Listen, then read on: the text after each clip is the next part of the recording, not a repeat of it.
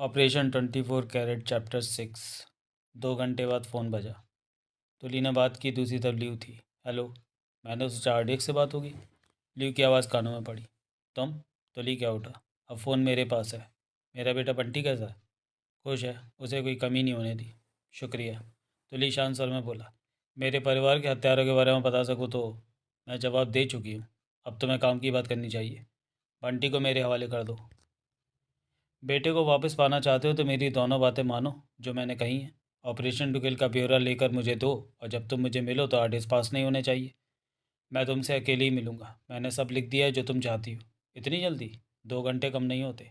अकेले आओगे? पूरी तरह। मैं तुम्हें स्पष्ट बता दूं कि मैं जानती हूँ कि तुम इसे एक गैराज में टिके हुए हो। तुली ने गहरी सांस ली, फिर बोला। और तुम्हारे आदमी वहाँ नज़र रख रहे हैं। ठीक समझे? ल्यू की आवाज़ कानों में पड़ रही थी।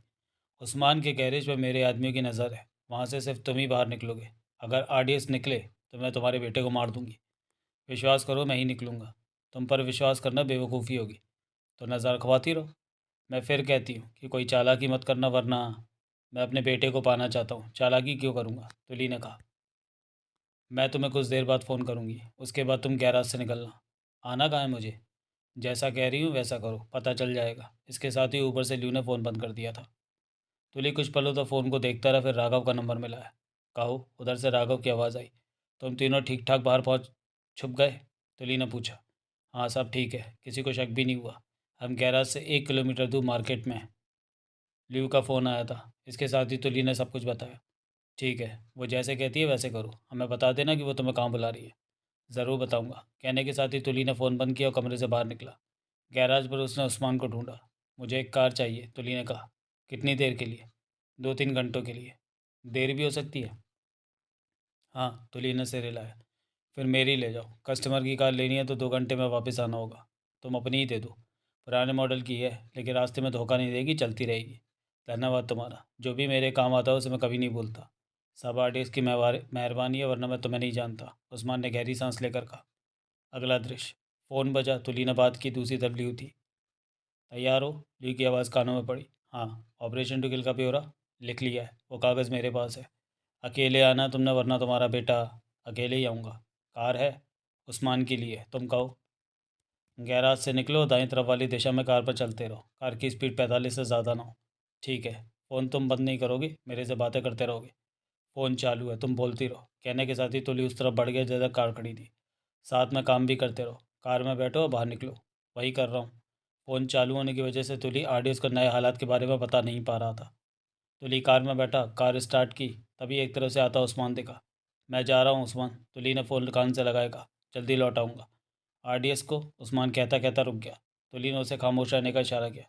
उस्मान ने आंखें सिकुड़कर उसे देखा तो तुली ने कान से लगाए फ़ोन की तरफ इशारा किया। उस्मान समझ गया। तुली ने उसे इशारे में कहा कि वो आरडीएस को फ़ोन कर दे, परंतु मन ही मन तुली ये भी सोच रहा था कि वो क्या कहेगा फ़ोन पर आरडीएस को। उसे स्वयं ही नहीं पता कि वो कहाँ जा रहा है। उस्मान उलझन से उसे देखता रहा। तुली ने कार आगे बढ़ाई। इशारों से बातें हो रही हैं। ल्यू की आवाज़ कानों में पड़ी। बात किससे? तुली क्या उठा। उस्मान से।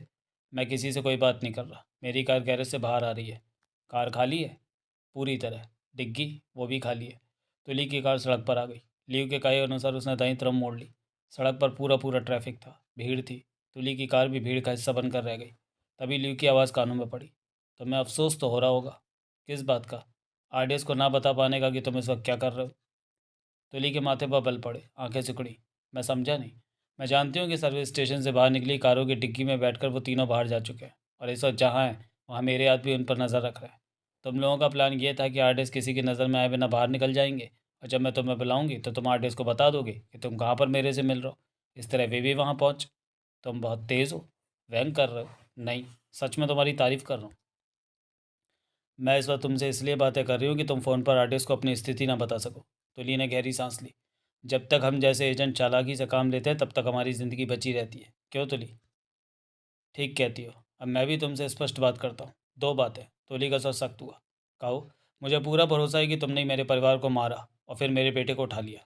दूसरी बात, तुमने अमेरिकी एजेंट माइक को ये फ़ोन नंबर दिया जिससे हम बात कर रहे हैं। तुम और माइक कोई चाल चल रहा। तुम माइक को मेरे करीब लाना चाहते हो कि मैं उसकी सारी बातें मानकर गवाही दे दूँ कि गलत? पूरी तरह गलत। मेरा और माइक का कोई वास्ता नहीं। वास्ता है। साबित करो। माइक जब मुंबई एयरपोर्ट पर उतरा तो तुम वहाँ उससे मिली। तब तुम बूढ़े के मेकअप में मेरे पीछे वाली सीट पर बैठे हमारी बातें सुन रहे थे। तुली चौंका। तुम्हें कैसे पता कि वो मैं था? पता है, तभी तो बता रही हूँ। तुम सच में खतरनाक हो। इतनी नहीं जितनी कि तुम इस वक्त सोच रहे हो। लियू की आवाज़ कानों में पड़ी। तुम माइक से मिली और तब बातें तुमने भी सुनी थी? हाँ सुनी, लेकिन तुम्हें कोई फ़ोन आया और तुम उठकर चल दी, बातें अधूरी छोड़ दी। तो मेरे ख्याल में तब तुम्हें फ़ोन पर यही बताया गया होगा कि मैं वहाँ बूढ़े के रूप में मौजूद हूँ। सही सोचा तुमने। मेरी वजह से तुमने बातें अधूरी छोड़ी, वरना तुम तो शायद माइक को ऐसा रास्ता बताने जा रही थी जिससे वो मुझ तक पहुँच सके। मेरे ख्याल में तुम्हारे आदमी की नज़र पहले से ही मुझ पर थी। नहीं, चीन तुम पर नज़र क्यों रखेगा? कोई तो वजह होगी। तुम अपने बेटे के बारे में।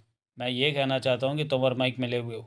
तुमने ही माइक को आइडियस का नंबर दिया कि वो मेरे से बात कर सके और कह सके कि ये मुझे तुमसे ही पता चला कि माइक का तुम्हें फ़ोन आया था। मैं तुम्हारी इस बात से पूरी तरह इनकार करती हूँ कि मेरा माइक से कोई वास्ता है। चीन और अमेरिका की नहीं पड़ सकती। अपने मतलब की तो पड़ सकती है। कैसा मतलब? चीन खुश होगा अगर मैं अमेरिकी विदेश मंत्री की हत्या के बारे में अमेरिका के हक में गवाही दूँ? भाड़ में जाए अमेरिका। लियू का तीखा स्वर कानों में पड़ा। मुझे अपने कामों से मतलब है। और पहली बात का क्या जवाब है तुम्हारा? अपने परिवार की हत्या के बारे में? हाँ, वही बात कर रहा हूँ मैं। हम अभी मिलने जा रहे हैं, तो ये सब बातें तभी होंगी। हाँ या ना कहने में क्या हर्ज? कार की स्पीड कम करो, बाईं तरफ ले लो, मोड़ आ रहा है। ल्यू की आवाज़ कानों में पड़ी। तुली मोड़ को देखते क्या उठा। तो तुम मेरे पीछे किसी कार में हो? हाँ। ये मैंने नहीं सोचा था। मुझे ठीक से जानते होते तो सब कुछ सोच लेते। तुली ने कार को मोड़ से बाईं तरफ मोड़ लिया। इस सड़क पर ट्रैफिक कम था।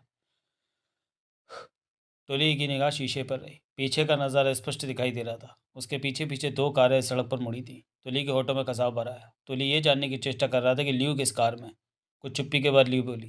फ़ोन कान पर रखे मेरा हाथ थकने लगा। कार रोको। क्या? कार रोको, एक तरफ करके। तुली ने ऐसे ही किया। अगले ही पल पीछे से आती एक कार उसके पास रुकी। दरवाज़ा खुला, एक आदमी बाहर निकला और कार के पास आ पहुंचा। हाथ उसका पैंट की जेब में था।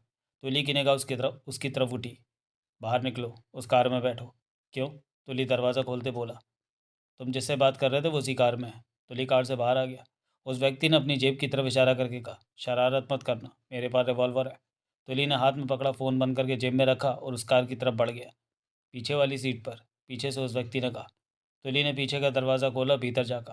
भीतर बैठे ल्यू नजरें मिलते ही मुस्कुराई। तुली भीतर बैठा और दरवाज़ा बंद कर लिया। अपनी रिवॉल्वर मुझे दो, ल्यू बोली। नहीं। अपना बेटा वापस नहीं पाना चाहते? ज़रूर चाहता हूँ, लेकिन तुम्हारे हवाले करने का मेरा कोई इरादा नहीं है। वो आदमी आगे ड्राइवर के साथ वाली सीट पर बैठ गया था। वो पीछे घूमा और रिवॉल्वर निकालकर तुली की छाती पर नाल टिका दी। तुली के माथे पर बल पड़े। कार आगे बढ़ चुकी थी। रिवॉल्वर निकालो। ज़रूरी है। मुस्कुरा पड़ी। सॉरी। ल्यू मुस्कुरा पड़ी। तुम्हारे पास रिवॉल्वर रही तो हम लोगों को मार सकते हो। डरती हो मुझसे?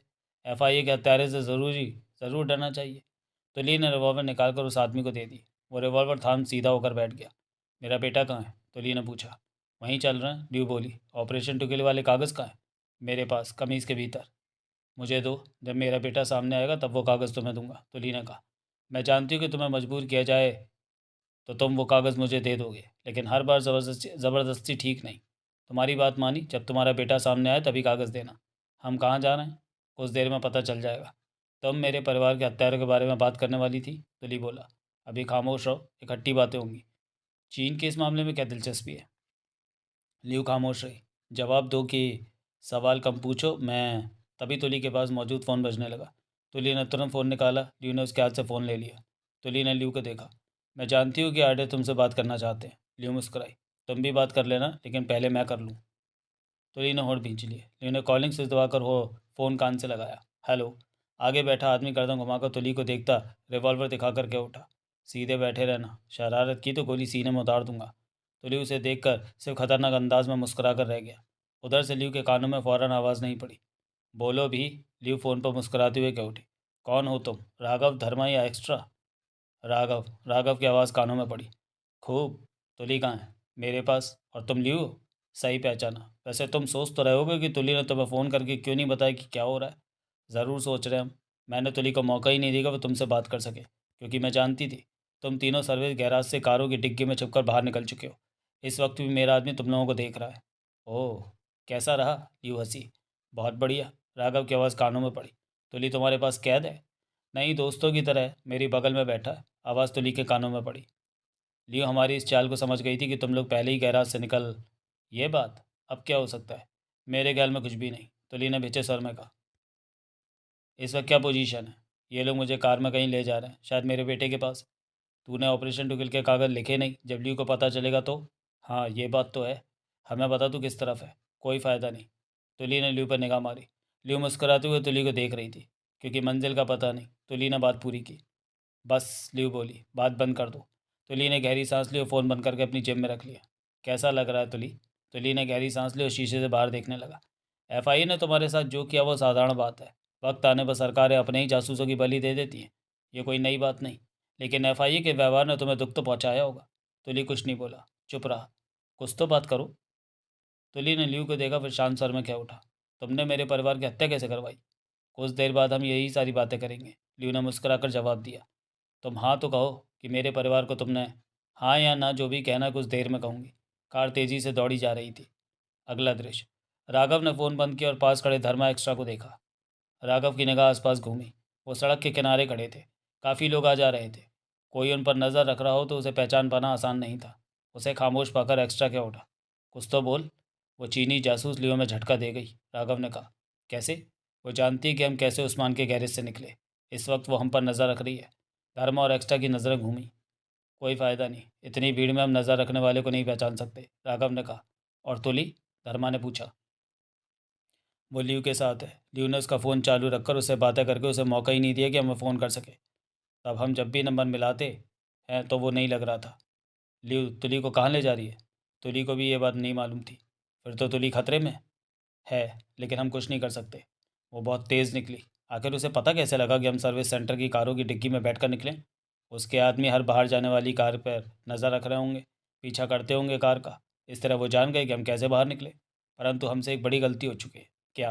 कल रात हमें शांगली को यूँ नज़रअंदाज नहीं करना चाहिए था। वो इस मामले में काफ़ी जानता है। कैसे? चीनी एजेंट ल्यू के हाथ एकाएक तुली का बेटा नहीं लग गया होगा। वो तो इस मामले में आबाई है। तुम्हारा मतलब कि शांगली? हाँ, शांगली पहले से ही इस मामले में काम कर रहा होगा। इस मामले में जो किया है शांगली ने किया है, ल्यू ने नहीं। यह संभव है। पक्का संभव है। सच में कल रात शांगली की तरफ से लापरवाह होकर भूल भूल कर दी हमने। वो होश में आते ही निकल भागा। हमें शांगली पर हाथ डालना चाहिए। वो ल्यू के साथ होगा इस वक्त। वो अपने चाइना बाज़ार में भी हो सकता है। नहीं होगा तो वहाँ आएगा अवश्य। आरडीएस की नज़र मिली। चलो, हमें चाइना बाज़ार पर नज़र रखनी होगी। लेकिन तुली का क्या होगा? कुछ नहीं कह सकते कि उसका क्या होगा। वो खतरे में है। अगला दृश्य। 7-Eleven का फ़ोन बजा। दूसरी तरफ भट्ट था। कहो, 7-Eleven ने कहा। तो लियो उस्मान के गैरेज से कार पर निकला है। कुछ आगे जाकर उसे चीनी एजेंट ने घेर लिया। लियो ने तुली को अपनी कार में बिठा लिया। भट्ट की आवाज़ कानों में पड़ी। तुली अपनी मर्जी से लियो के साथ हुआ है? मुझे नहीं लगता कि ऐसा है। शायद लियो के आदमी ने उसे रिवॉल्वर दिखाई थी। मुझे ऐसा ही लगा। तुम कहाँ हो? लियो वाली कार के पीछे। पीछे ही रहो, जैसा समझाया वैसे ही करो। समझ गया। 7-Eleven ने फ़ोन बंद किया कि तभी अजीत का फ़ोन आया। कहो, हम माइक के पीछे हैं। वो एम्बेसी से निकलकर कार पर जा रहा है। मुझे बताते रहो कि वो कहाँ जाता है। ठीक है। मौली तुम्हारे साथ है? हाँ। 7-Eleven ने फ़ोन काटा और एक नंबर मिलाया। बैल हुई, फिर नसीम की आवाज़ कानों में पड़ी। हेलो। 7-Eleven। ओह, कहो। वहाँ पर क्या हो रहा है? शांगली भीतर ही है, बाहर नहीं निकला। कोई हलचल? मेरे को तो सब शांति लगता है। लापरवाह मत होना। मैं सतर्क हूँ। 7-Eleven ने फ़ोन बंद किया। चेहरे पर सोच के भाव नाच रहे थे। वो टहलने लगा। अगला दृश्य। फ़ोन पर बात करने के बाद कपूर ने फ़ोन बंद किया और दीवान को देखा। दीवान तब सिगरेट सुलगा रहा था। कश लेकर उसने कपूर को देखा। क्या है? दीवान ने पूछा। 7-Eleven तुली के मामले में काम कर रहा है। एजेंटों को अपने हिसाब से इस्तेमाल कर रहा है, कपूर ने बताया। राष्ट्रपति जी ने उसे पावर दे रखी है, लेकिन हमने उसे तुली के काम से हटा दिया था। ज़रूरी तो नहीं कि हमारी बात माने। उसके पास पावर है, वो अपने तौर पर कोई भी काम करने को आज़ाद है। हमारे इनकार के बाद भी। अगर उसे लगता है कि वो ठीक कर रहा है तो वो ज़रूर काम करेगा। इस बात का फैसला कौन करेगा कि वो जो फैसला लेता है वो ठीक होता है? इस बारे में राष्ट्रपति जी से बात करूंगा। कोई फ़ायदा नहीं होगा। क्यों? क्या तुम साबित कर पाओगे कि 7-Eleven गलत काम कर रहा है? कपूर दीवान को देखता रहा। 7-Eleven जो कर रहा है बेहतरी के लिए कर रहा होगा। इधर हम तुली को ख़त्म करने पर लगे हैं, उधर 7-Eleven भी इसी सिलसिले में भाग दौड़ कर रहा होगा। 7-Eleven को इतनी पावर नहीं देनी चाहिए। एफआईए के बड़े राष्ट्रपति जी हैं। 7-Eleven के बारे में उन्होंने जो फैसला लिया है ठीक ही लिया होगा। कपूर ने कुर्सी की पुष्ट से सिर टिकाकर आंखें बंद कर ली। दीवान ने फ़ोन निकाला और देओल को फ़ोन किया। कहो दीवान, तुमने तुली के बारे में कोई खबर नहीं दी? मैं काम जल्दी करने की चेष्टा कर रहा। जल्दी करो देओल, दीवान ने सिर हिलाकर कहा। फ़ोन बंद कर दिया। तुली के मामले में चीन भी दखल दे रहा है, कपूर ने कहा। हाँ, एफआईए कंट्रोल रूम से ये खबर मुझे मिल चुकी है। हमें पीछे हो जाना चाहिए। 7-11 इस मामले में है तो हमें देखना चाहिए कि वो क्या करता है। वो खामखा ऐसे मामले में दखल नहीं देगा जिसमें से हट जाने को हम उसे कह चुके हैं। तुली के मामले में उसे कुछ तो नज़र आया ही होगा। अगला दृश्य। 1 घंटे का वक्त हो गया था तुली को कार में बैठे। फिर कार रुकी। तुली ने बाहर देखा। सड़क के दोनों तरफ सुनसान जंगली जगह थी। वो जानता था कि मुंबई से बाहर है कहीं। सोचों में वो इस कदर डूबा रहा कि रास्ता देखने का ध्यान ही नहीं रहा। सड़क से कभी कभार कोई वाहन निकल जाता था। लियो ने दरवाज़ा खोला और बाहर निकलते बोली, आओ। बंटी कहाँ है? उसी के पास चल रहे हैं, लियो ने कहा। तब तक आगे बैठा रिवॉल्वर वाला आदमी नीचे उतर आया था। तुली बाहर निकला। रिवॉल्वर वाला कार चलाने वाले से बोला, कार को उधर पेड़ों के झुंड में खड़े कर आ जा।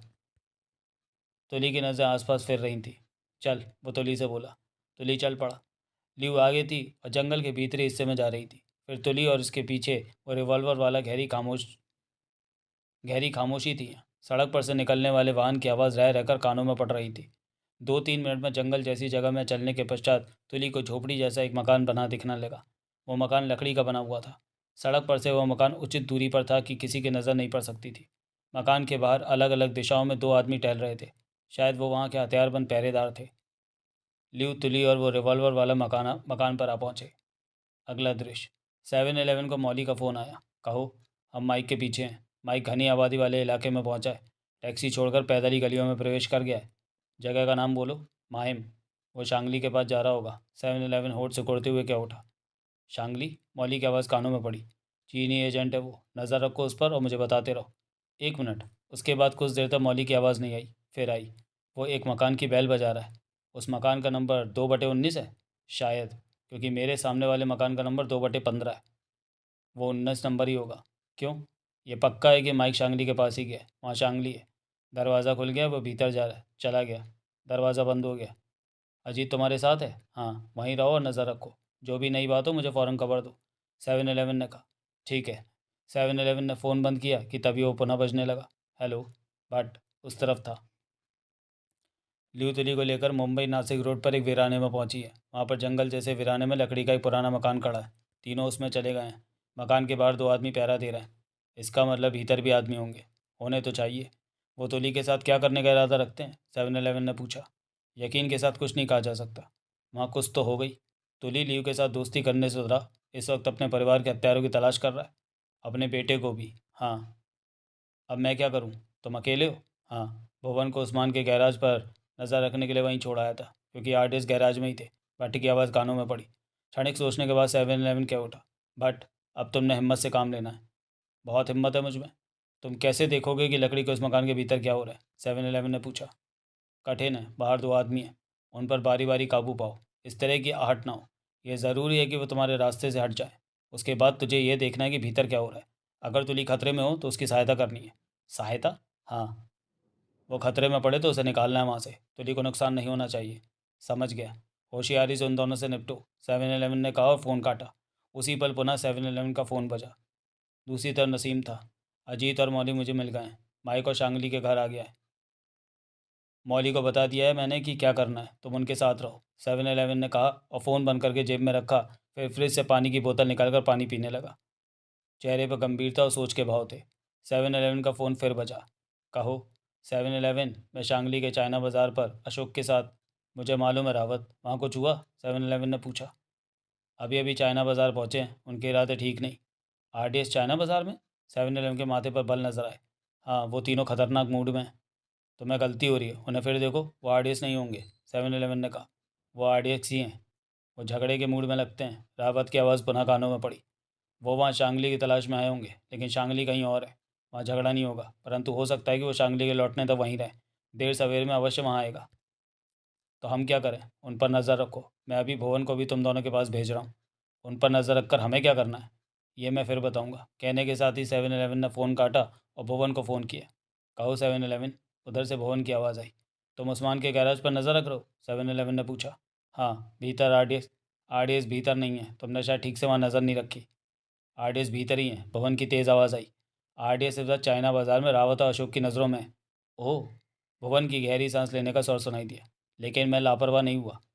तो वो कैसे बाहर आ गए और मैं देख ही नहीं सका? तुम चाइना बाज़ार पहुंचकर रावत और अशोक से मिलो। ठीक है। अगला दृश्य। भट्ट पेड़ों के तनों के पीछे छिपता एक आदमी के 10 कदमों की दूरी पर पहुंच चुका था। भट्ट की नज़रें हर तरफ जा रही थीं। दूसरा आदमी मकान के उस कोने पर टहल रहा था।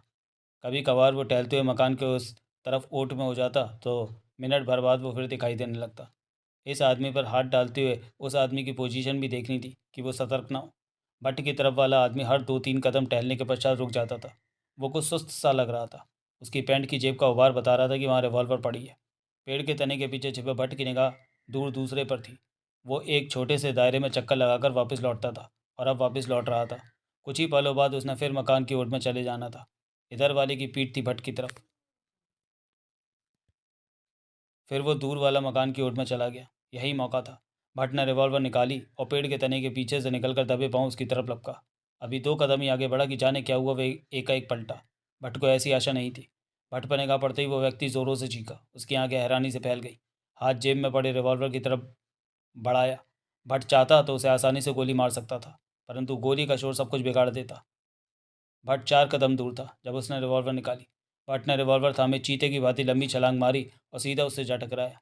उसे रिवॉल्वर वाला हाथ सीधा करने का मौका ही नहीं मिला और भट्ट की टक्कर से नीचे जा गिरा। भट्ट भी उसके साथ भट्ट भी साथ में उसके ऊपर गिरा। रिवॉल्वर उस आदमी के हाथ से निकलकर दूर फिसल गई। अब भट्ट उसके ऊपर था। भट्ट को इससे ज़्यादा उस व्यक्ति की चिंता थी जो अभी मकान की ओर में पुनः सामने नहीं आया था। वो कभी भी सामने आकर यहाँ का माहौल भांप सकता था और फंसवा सकता था। भट्ट के बिना एक पल की भट्ट ने बिना एक पल की देरी किए हाथ में थमी रिवॉल्वर की नाल के एक के बाद एक कई बार उस व्यक्ति के कनपटी पर किए। कनपटी का मांस फट गया, खून बहने लगा। भट्ट के नीचे दबा वो जोरों से झटपटाया, फिर बेहोश होता चला गया। ये सब 10 पलों में ही हो गया। भट्ट उसके ऊपर से उठा और पास गिरी उस व्यक्ति की रिवॉल्वर उठाकर सामने की तरफ दौड़ा जिधर दूसरा वाला था। वो कभी भी सामने आ गया। ओट से बाहर निकला तो उसकी निगाह इस तरफ गई। भट्ट आधा रास्ता पार कर चुका था। उसे अपनी तरफ देखते पाकर भी भट्ट ने गोली नहीं चलाई, जबकि उसके दोनों हाथों में रिवॉल्वरें थी। वो तूफान की तरह दौड़ता उस व्यक्ति की तरफ बढ़ रहा था। उस व्यक्ति के चेहरे पर एकाएक आई मुसीबत को देखकर हैरानी उभरी। उसने तुरंत जेब में हाथ डाला कि रिवॉल्वर निकाल सके। तभी सांड की भांति भट्ट उससे आ टकराया। उसकी होंठों से घुटी घुटी चीख निकली।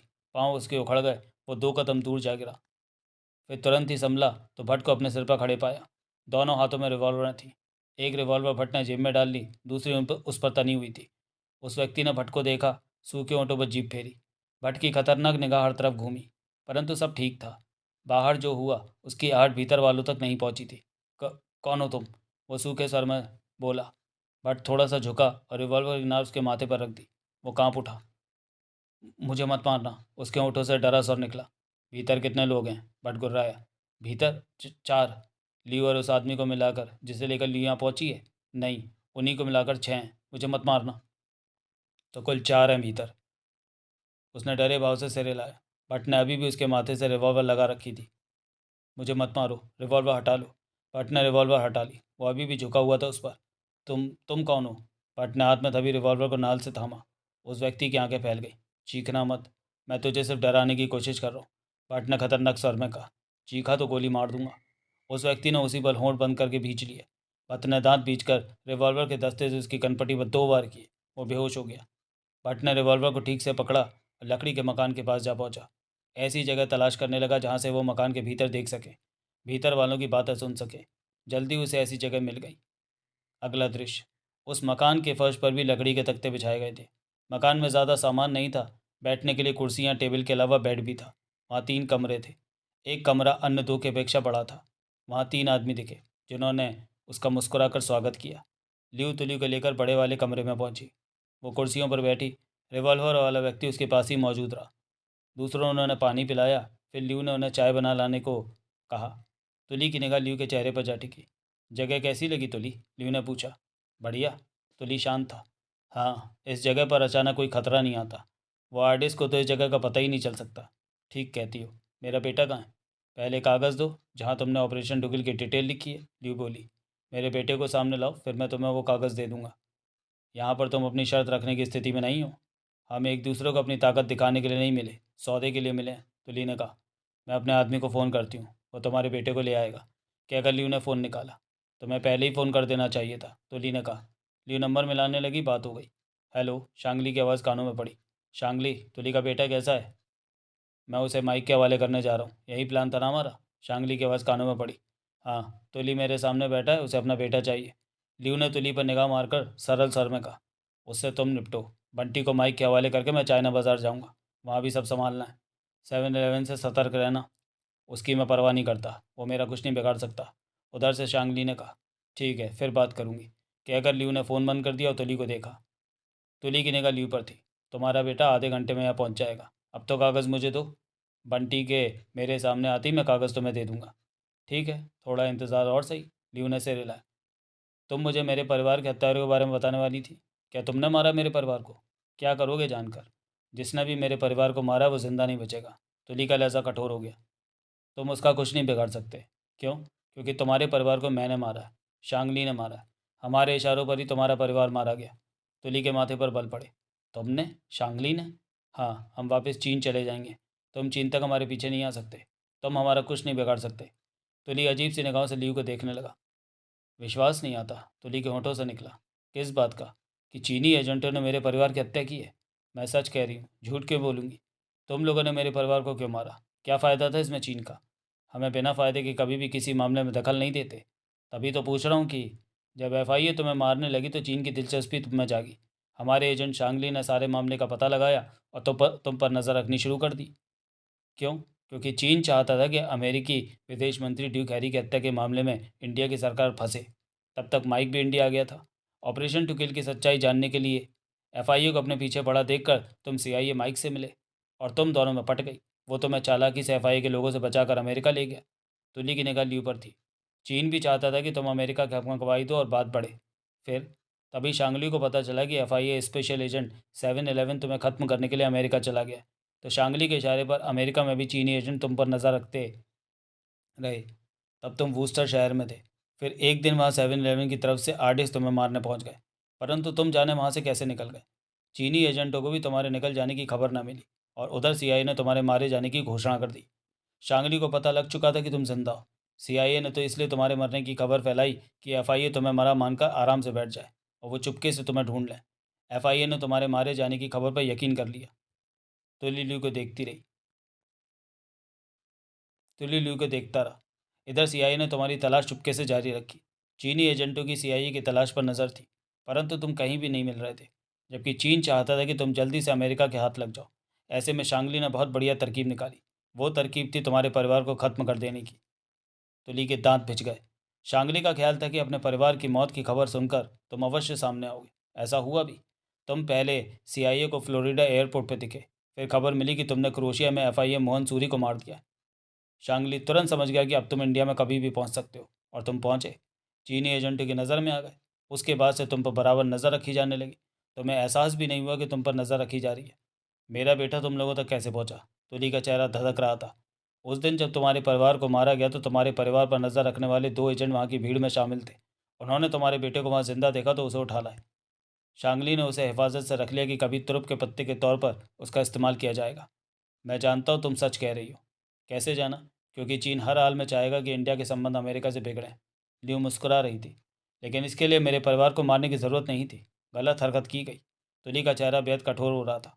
तुम्हें बाहर निकालने के लिए ज़रूरी था। मेरे परिवार का अपहरण कर लेते, मैं तभी बाहर आ जाता। क्रोध से तुली का चेहरा तप रहा था। शांगली को तब जो ठीक लगा उसने किया।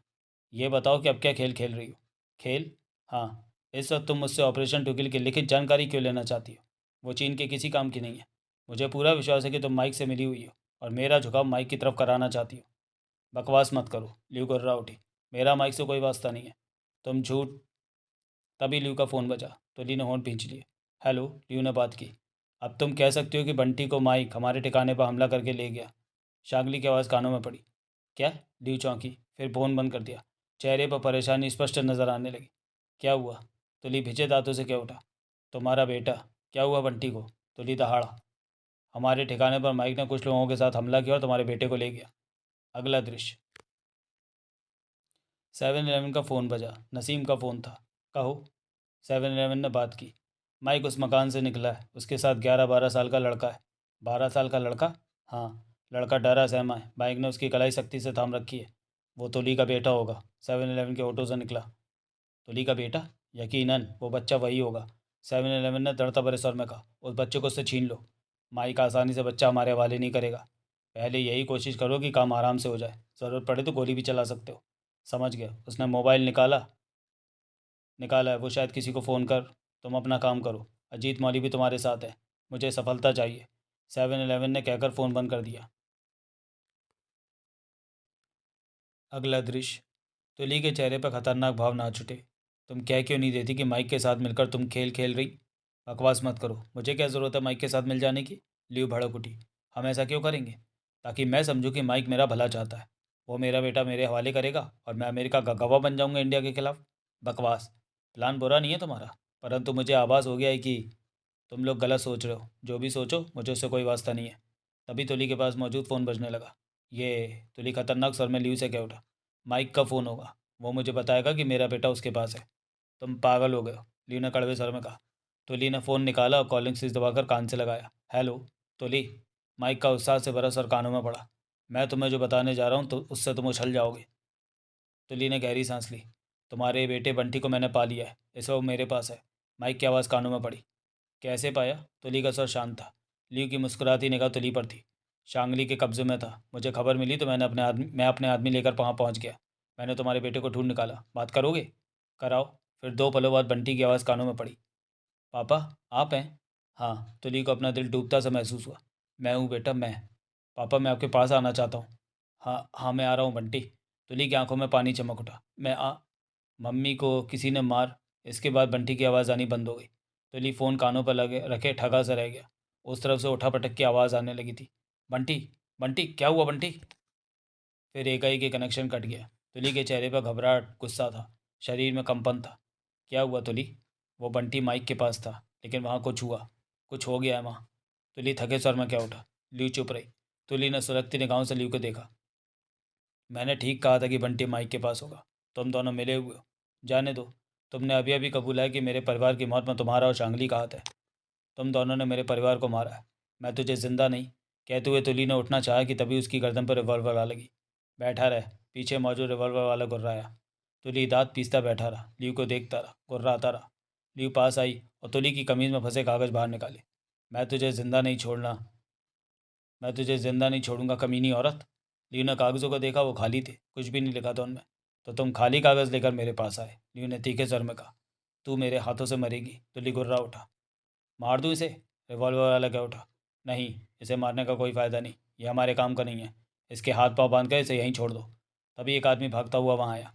पहरा दे रहा, हमारे दोनों आदमी बेहोश है, यहाँ कोई है? ल्यू चौंकी। इसके हाथ पांव बांधो, निकल चलो, ल्यू ने तेज स्वर में कहा। जो भी सामने आए उसे ख़त्म कर दो। मिनट भर में तुली के हाथ पांव कुर्सी से बांध दिए गए। तुली गुर्राता रहा, तड़पता रहा, ल्यू को ख़त्म करने को कहता रहा। फिर उसके कानों में कार स्टार्ट होने और जाने की आवाज़ पड़ी। शांति छा गई वहाँ। 5 मिनट, 10 मिनट बीत गए। कुर्सी पर बंधा तुली खुद को खोलने की असफल चेष्टा करने लगा। तभी वो चौंका। कानों में कदमों की आहटें पड़ी। कोई बाहर था और इसी तरफ आ रहा था। तुली की निगाह कमरे के खुले दरवाजे पर जा टिकी। फिर दरवाजे पर भट्ट दिखा, हाथ में रिवॉल्वर दबी थी। तुली ने उसे पहले देखा था। भट्ट फौरन आगे बढ़ा और तुली के बंधन खोलने लगा, परंतु डोरी मजबूत थी। फिर वो कहीं से लोहे की पत्ती तलाश लाया, उसने डोरी काटी। तुली के हाथ पांव आज़ाद हुए। वो खुशी से खड़ा होता तीखे सर में क्या उठा। तो मेरे बंधन खोलने के लिए वो चीनी एजेंट तुम्हें छोड़ गई कि कहीं बंधे बंधे में मर ना जाऊँ? भट्ट मुस्कुराया, बोला कुछ नहीं। कौन हो तुम? निकल जाओ यहाँ से। वो लोग दोबारा लौट आए तो परेशानी उठ खड़ी होगी। रिवॉल्वर मुझे दो। भट्ट ने रिवॉल्वर तुली की तरफ उछाली और कुछ दूसरी और दूसरी निकाल ली। तुली ने रिवॉल्वर थामी, भट्ट को देखा, फिर बोला, बाहर के 2 लोगों को तुमने बेहोश किया था? तुम्हें कैसे पता? जाने से पहले वे लोग आपस में बातें कर रहे थे। भट्ट ने कुछ नहीं कहा। तुम अपने बारे में बताओ कि तुम यहीं रुको, मैं भी आया। भट्ट पलटा और बाहर निकलता चला गया। कुछ देर बाद तुली बाहर आया तो उसे भट्ट नहीं दिखा। अगला दृश्य।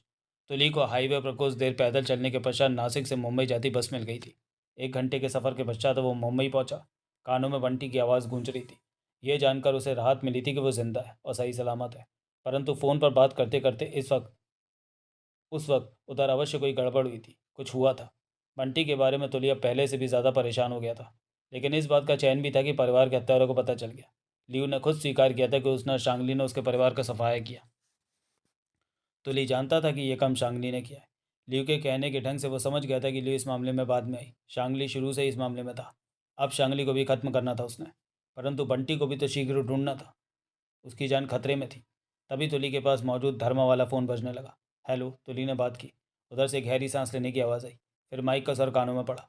तुली, बहुत गड़बड़ हो गई। तुली के जबड़ों में कसाव आ गया। क्या?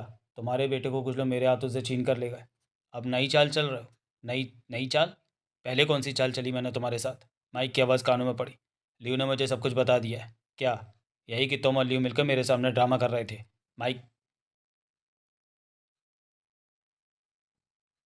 बंटी लियू के पास था और उसके आदमी ने बंटी तुम्हारे हवाले कर दिया ताकि तुम मुझ पर अपना अच्छा प्रभाव जमा सको और मैं तुम्हारे विदेश मंत्री की हत्या के सिलसिले में अमेरिका के हक में गवाही दूँ। बकवास। लियू ने सब कुछ मुझे बता दिया। वो ऐसा कुछ नहीं बता सकती। माइक का सर तेज हो गया। क्यों नहीं बता सकती? क्योंकि ऐसा कुछ है ही नहीं। मेरा लियू से कोई मतलब नहीं। तो लियू झूठ बोल रही है? हाँ। गुड। तुमने बंटी को कैसे हासिल किया? किससे हासिल किया? तो ली कड़वे स्वर में बोला। शांगली के एक ठिकाने पर हमला करके। ये ड्रामा छोड़ो, मुझे लियू ने सब बता दिया है। लियू की बात को तुम झुठला नहीं सकते। माइक की आवाज़ नहीं आई। तुम इन चालों से मुझे नहीं फंसा सकते माइक। $10 लाख भी तो दूंगा तुझे। 1 लाख तुम ले चुके हो, बाकी के 9 लाख मैंने तैयार रखे हैं। मुझे कुछ नहीं चाहिए। रकम बढ़ा सकता हूँ, $20 लाख। बेशक पहले ले लो। ये सौदा कितना बढ़िया है। उस इंसान के लिए बहुत बढ़िया है जिसे दौलत की ज़रूरत है। मुझे नहीं है ज़रूरत। आती दौलत को कभी नहीं छोड़ना चाहिए तुली।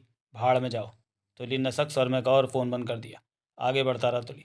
अब उसे शांगली की तलाश थी। अपने परिवार की हत्या का बदला लेना था। उसकी बात ल्यू को भी ख़त्म करना था। प्रत्यक्ष या अप्रत्यक्ष रूप से ल्यू की भी सहमति है उसके परिवार की हत्या करने में। ल्यू और शांगली उसकी पत्नी और 2 बच्चों की हत्या की जिम्मेदार थे। तुली को लग रहा था कि अब उसके हालात कुछ बेहतर हो रहे हैं। बंटी के बारे में जानकारी मिली, उससे बात हुई, उसके परिवार के हत्यारों का पता चला। ये दोनों बातें उसके लिए सफलता की थी। आरडीएस उसके साथ थे। देवल पर भी वो भरोसा कर सकता था। फुटपाथ पर पैदल ही आगे बढ़ता रहा तुली। शाम के 3 बज रहे थे। उसे भूख भी महसूस हुई तो खाने के लिए रेस्टोरेंट में जा बैठा। आधे घंटे बाद खाकर बाहर निकला। पैसे भी खत्म होने वाले थे, परंतु उसे भरोसा था कि खर्चे के लिए पैसे का इंतजाम वो कहीं से कर ही लेगा। यही वो वक्त था जब फ़ोन बजने लगा। हेलो। तुली ने कॉलिंग स्विच दबाकर फ़ोन पर बात की। तुम ठीक हो? उधर राघव था। हाँ ठीक हूँ। ये तुम्हारे साथ थी? थी, परंतु अब नहीं है। वो और माइक मिलकर ऐसा खेल खेल रहे हैं कि जिससे मैं प्रभावित होकर अमेरिका के हक में गवाही दे दूँ। लेकिन मैं उसका खेल समझ गया। मेरे बेटे से अवश्य मेरी बात हुई। तुली बोला। कैसे? तुली ने बताया। ओह, अब तुम्हारा बेटा कहाँ है? मैं नहीं जानता कि उसे माइक के पास से कौन ले गया, लेकिन जो भी ले गया है वो इस बारे में मेरे से बात अवश्य करेगा। तुम्हें तुम्हारा बेटा मिल जाता तो कितना अच्छा रहता। मुझे विश्वास है कि वो मिलेगा। नई खबर यह है कि मुझे मालूम हो गया कि मेरे परिवार को किसने मारा। किसने? चीनी एजेंट ने, ली और शांगली ने। खासतौर से शांगली ने। तो ली के दांत भिज गए। कैसे पता चला? ल्यू ने मानी ये बात, अपने मुंह से स्वीकार किया मेरे परिवार की हत्या करना। क्यों मारा? क्योंकि वो मुझे मेरी छिपी जगह से बाहर निकालना चाहते थे। उन्हें भरोसा था कि अपने परिवार की हत्या हो जाने के बाद मैं गुस्से में सामने आ जाऊंगा। और यही हुआ। हाँ यही हुआ। फ़ोन पर बात करते हुए तुली का चेहरा धधक कर लाल हो चुका था। राघव की गहरी सांस लेने की आवाज़ आई, फिर उसकी आवाज़ कानों में पड़ी। हम इस वक्त शांगली के चाइना बाज़ार में मौजूद हैं। क्यों? तुम ली के पास थे तो हमने सोचा शांगली पर हाथ डालना ही ठीक रहेगा। और मुझे बताओ चाइना बाज़ार कहाँ है? मैं वहाँ पहुँच रहा हूँ। शांगली सिर्फ मेरा शिकार है। तुली गुर्रा उठा। इधर से राघव ने तुली को चाइना बाज़ार का पता बता दिया। लियो मुंबई में एक जगह पर कार से उतर गई। कार आगे बढ़ गई, तभी उसे माइक का फ़ोन आया। अब तो खुश हो माइक? लियो कह उठी। खुश? माइक का जला भुना स्वर कानों में पड़ा। तुली का बेटा शांगली ने तुम्हारे हवाले कर दिया है। अब तुम तुली को खुश कर। हो गया तुली खुश, और मैं भी बहुत खुश हो गया। माइक की आवाज़ में कड़वापन था। क्या हो गया तुम्हें? लियो होंठ से कोड़कर बोली। तुमने तुली को क्यों बताया कि हम दोनों मिलकर काम कर रहे हैं पूरे मामले पर? मैंने बताया? तुली ने कहा मुझसे। लियो गहरी सांस लेकर क्या उठी।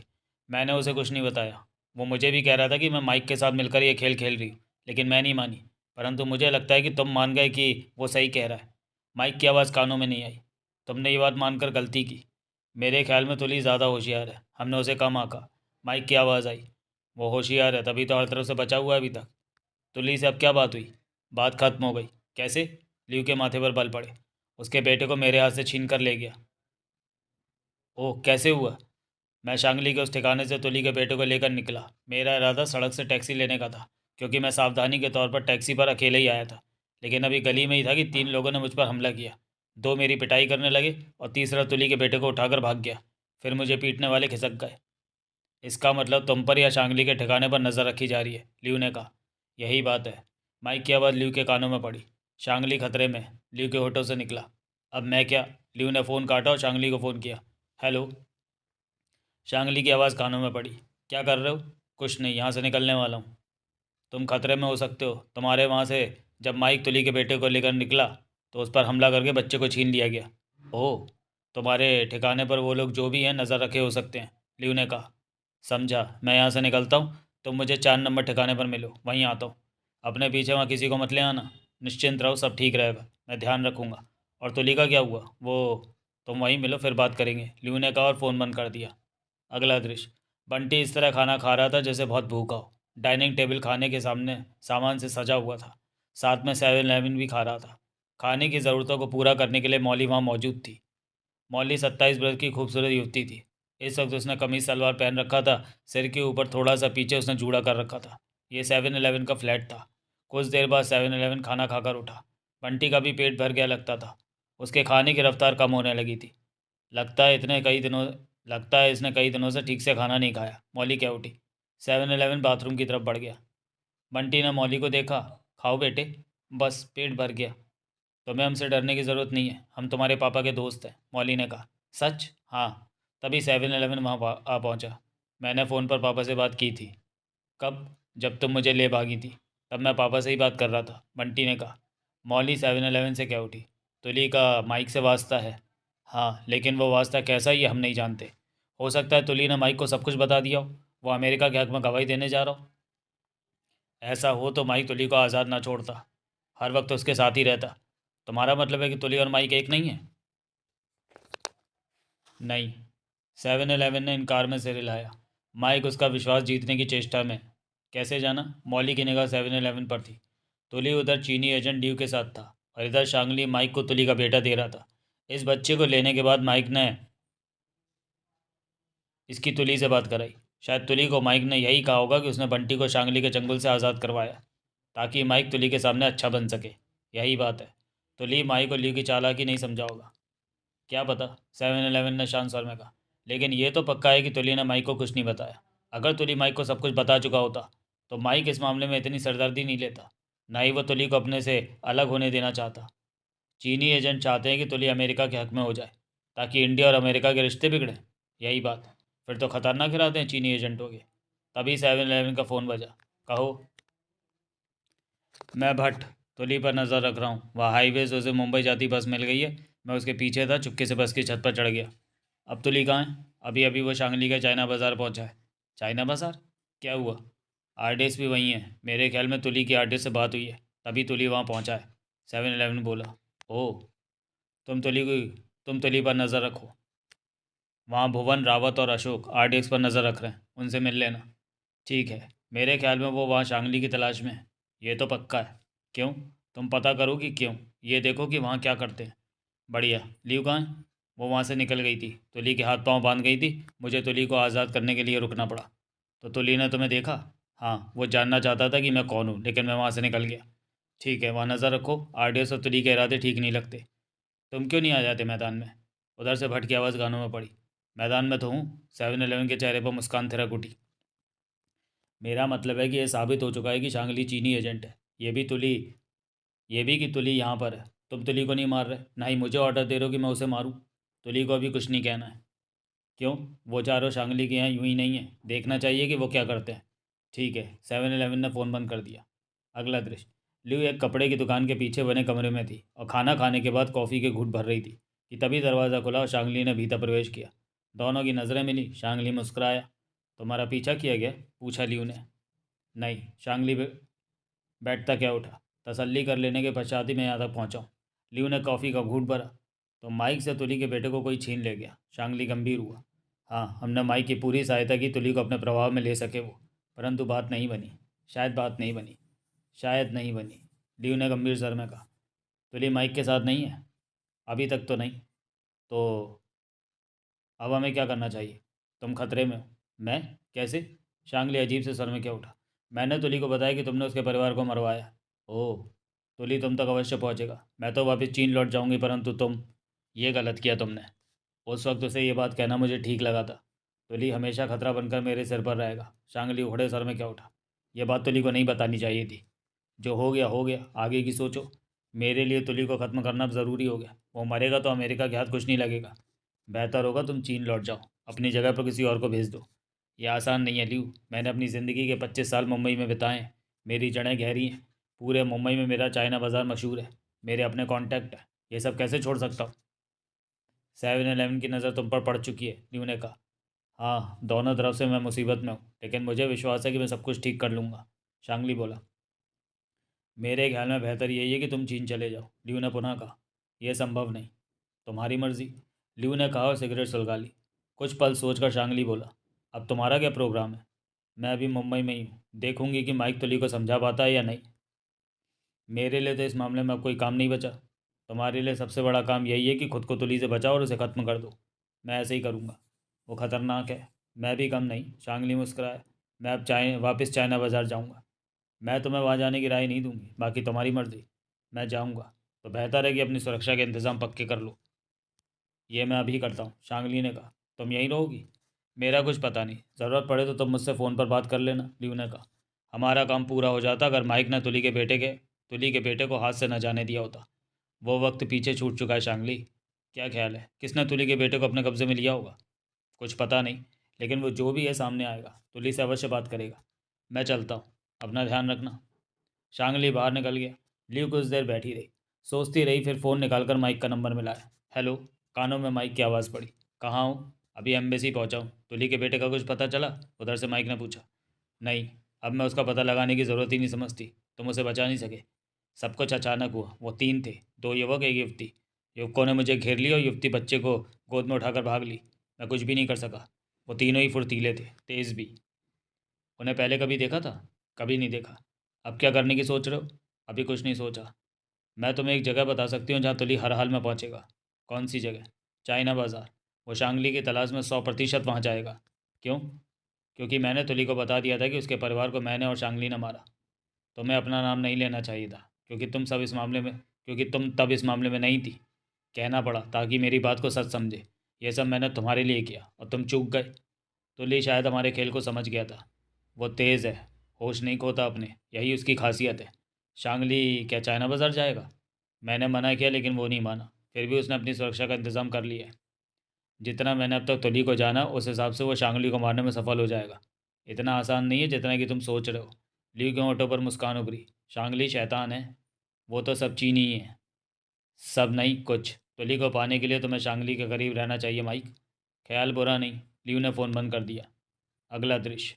भट्ट चाइना बाज़ार की इमारत की बाहरी गेट के पास मौजूद था। भुवन, रावत और अशोक वहां पर उसकी मौजूदगी को जान चुके थे। वे तीनों आरडीएस पर नज़र रखे हुए थे। आरडीएस अलग अलग हुए शांगली के बारे में अपने अपने ढंग से जानने की चेष्टा कर रहे थे कि वो कहाँ होगा, कहाँ मिल सकेगा। भट्ट ने महसूस किया कि बीते आधे घंटे में मुख्य द्वार पर पहरेदारी कुछ बढ़ गई है। पहले वहां पर कोई भी नहीं था, अब वहां 3 हथियारबंद, रिवॉल्वर जेबों में व्यक्ति नजर आने लगे थे और हर आने जाने वाले को ध्यानपूर्वक देख रहे थे। ज़रूरत पड़ने पर वो तलाशी लेने में पीछे नहीं हटते। इमारत के अहाते में पार्किंग की तरफ भी उसने 2 व्यक्तियों की नई मौजूदगी देखी। भट्ट ने मोबाइल निकाला और रावत को फ़ोन किया। बोल, रावत की आवाज़ कानों में पड़ी। चाइना बाज़ार के मुख्य गेट पर अचानक ही 3 आदमी दिखने लगे जो आने जाने वालों पर नज़र रख रहे हैं। यहाँ भी मैंने कई ऐसे आदमियों को देखा है जो इधर उधर खड़े हैं। पिछले 15-20 मिनटों से ही वो नज़र आने लगे। कौन हो सकते हैं ये लोग? भट्ट ने कहा। बाहरी लोग इस तरह मॉल में हर जगह नज़र नहीं आ सकते। ये शांगली के ही आदमी होंगे। इसका मतलब शांगली आने वाला होगा, भट्ट ने कहा। क्या मतलब? अगर ये शांगली के आदमी है तो शांगली आ रहा होगा, तभी उसने पहरेदारी बढ़ा दी है। ये भी संभव है, उधर से रावत ने कहा। सतर्क हो जाओ, भुवन और अशोक को भी सावधान कर दो। अगर शांगली आने वाला है तो मुसीबत शुरू हो रही है। आरडीएस पहले से ही शांगली को। एक मिनट, बट कहते कहते कह उठा। उसकी आंखें हैरानी से फैल गई। वो हक्का बक्का सा खड़ा तुली को देख रहा था, जो अभी अभी उससे चंद कदमों की दूरी से निकलकर मॉल के प्रवेश गेट की तरफ जा रहा था। क्या हुआ? उधर से रावत की आवाज़ कानों में पड़ी। भट्ट ने फ़ोन कान से लगाए रखा। उसके देखते ही देखते तुली मॉल में प्रवेश कर गया। वहाँ खड़े तीनों व्यक्तियों ने उसे नहीं रोका, तलाशी भी नहीं ली। स्पष्ट था कि वह तुली को नहीं पहचानते। उस पर कोई शक भी नहीं हुआ कि उसकी तलाशी लें। रावत, क्या हुआ? चुप क्यों? यहाँ तुली आ पहुँचा है, भट्ट ने हड़बड़ाए स्वर में कहा। तुली? हाँ, वो। तुमने उसे ठीक से पहचाना? बच्चों जैसी बातें मत करो, वो मेरे सामने से निकला है। उसे ज़रूर आरडीएस ने बुलाया होगा। आरडीएस तुली को जानते हैं? इस मामले में वो तुली का साथ दे रहे हैं। उनकी तुली से अवश्य फ़ोन पर बात हुई होगी, तभी। तुली ने कैसे कपड़े पहने हैं? वो कैसा दिखता है? भट्ट ने बताया। मैं अशोक और भुवन को ये नई खबर देता हूँ, तुम फ़ोन बंद करो। उधर से रावत की आवाज़ कानों में पड़ी। भट्ट ने फ़ोन काटा और 7-Eleven को फ़ोन करके सारी बात बताई। वहाँ पहरा बढ़ने का मतलब है कि शांगली कभी भी वहाँ पहुँच सकता है, 7-Eleven ने उसकी बात सुनकर कहा। तुली भी यहाँ, आरडीएस भी। वे चारों शांगली के लिए ही वहाँ हैं। क्यों? शायद उसे ख़त्म करेंगे। चारों का उस जगह पर होना यही साबित करता है। फिर तो खून खराबा होगा। यहाँ शांगली के आदमी है और सामान खरीदने वालों की भीड़ भी है। निर्दोष लोग मरेंगे। जो होने वाला है उसे रोक पाना आसान नहीं है। 7-Eleven का गंभीर सर कानों में पड़ा। एक रास्ता है। क्या? पुलिस को मॉल में बम होने की खबर दे दी जाए। यह युक्ति काम कर सकती है। तुम अभी फ़ोन करो पुलिस को। उधर से 7-Eleven ने फ़ोन बंद कर दिया। अगला दृश्य। माइक चाइना बाजार पहुंचा। भारी भीड़ थी वहाँ, रोज़ की तरह। लोगों से लोग टकरा रहे थे। मॉल के कर्मचारियों ने नीली वर्दी पहन रखी थी, इसलिए वे दूर से ही अलग नजर आ रहे थे। माइक ने एक कर्मचारी से पूछा, शांगली कहाँ है? पता नहीं। मुझे बताओ, ज़रूरी काम है, माइक ने कहा। वो भी मुझसे मिलना चाहेगा। सर मॉल में नहीं है। तो कहाँ है? बक्सर को पता होगा। बक्सर कौन? वो उधर गेट पर, काली कमीज़ पहनी है उसने। माइक सीधा प्रवेश गेट पर पहुंचा। वहीं पर वो तीनों आदमी खड़े थे। उनमें एक काली कमीज़ वाला था। शांगली कहाँ है? माइक ने उससे पूछा। तुम कौन हो? उसने माइक को गहरी निगाहों से देखा। मेरा नाम माइक है। शांगली मुझे जानता है, वो मुझसे मिलेगा। मैं तुम्हें नहीं जानता, लेकिन शांगली जानता है। तुम उसे मेरा नाम लेकर कहो कि तुम हो कौन? मैं CIA एजेंट माइक हूँ। माइक ने धीमे स्वर में कहा। बक्सर की आंखें सिकुड़ी। आसपास देखते हुए उसने फ़ोन निकाला और नंबर मिलाया। कुछ पलों बाद उसकी शांगली से बात हो गई। सर, बक्सर बोला, यहाँ सब ठीक है। चौकस नज़र रखो, कोई संदिग्ध दिखे तो उसे बाहर ही रखो। शांगली की आवाज़ कानों में पड़ी। अभी तक ऐसा कुछ नहीं है। एक आदमी आपसे मिलने को बेताब हो रहा है। कहता है वो CIA के जासूस माइक है। माइक? उधर से शांगली चौंका। वो अपने बारे में यही बताता है। वो कोई धोखा भी हो सकता है। तुम्हारे पास है वो अभी? हाँ। मेरी बात कराओ। बक्सर ने माइक की तरफ फ़ोन बढ़ाया। लो बात करो। माइक ने तुरंत फ़ोन लिया और शांगली से बात की। शांगली? माइक बोला। ओह, तो तुम ही हो माइक? हाँ, मुझे लियो ने सब बता दिया कि तुम चाइना बाज़ार आ रहे हो। माइक बोला। हाँ, रास्ते में हूँ, परंतु तुम? लियो ने मुझे सब बता दिया। तुम खतरे में हो। तुली तुम्हें ख़त्म कर देना चाहेगा। तो मैं तुम्हारे साथ रहना चाहता हूँ। मुझे तुम्हारी चिंता है शांगली। सिर्फ यही बात है? उधर से शांगली का शंकित स्वर कानों में पड़ा। मुझे तुली की भी ज़रूरत है। हम उसे पकड़ लेंगे। मैं तुम्हारे साथ रहूँगा तो तुम्हारा ही फ़ायदा है। शांगली की आवाज़ नहीं आई। शांगली, मेरी बात सुन रहे हो ना? हाँ। शांगली का स्वर कानों में पड़ा। तुम वहीं रहो, मैं आधे घंटे में चाइना बाज़ार पहुंच जाऊंगा, फिर बात करेंगे। ठीक है, माइक ने कहा और फ़ोन बक्सर की तरफ बढ़ाकर कहा, वो आ रहा है। उसने मुझे रुकने के लिए कहा है। अगला दृश्य।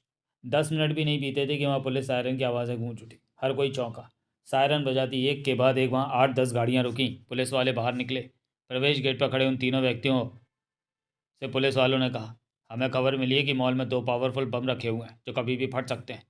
ओह, मॉल में स्पीकरों का प्रबंध है? हाँ, बक्सर ने जल्दी से कहा।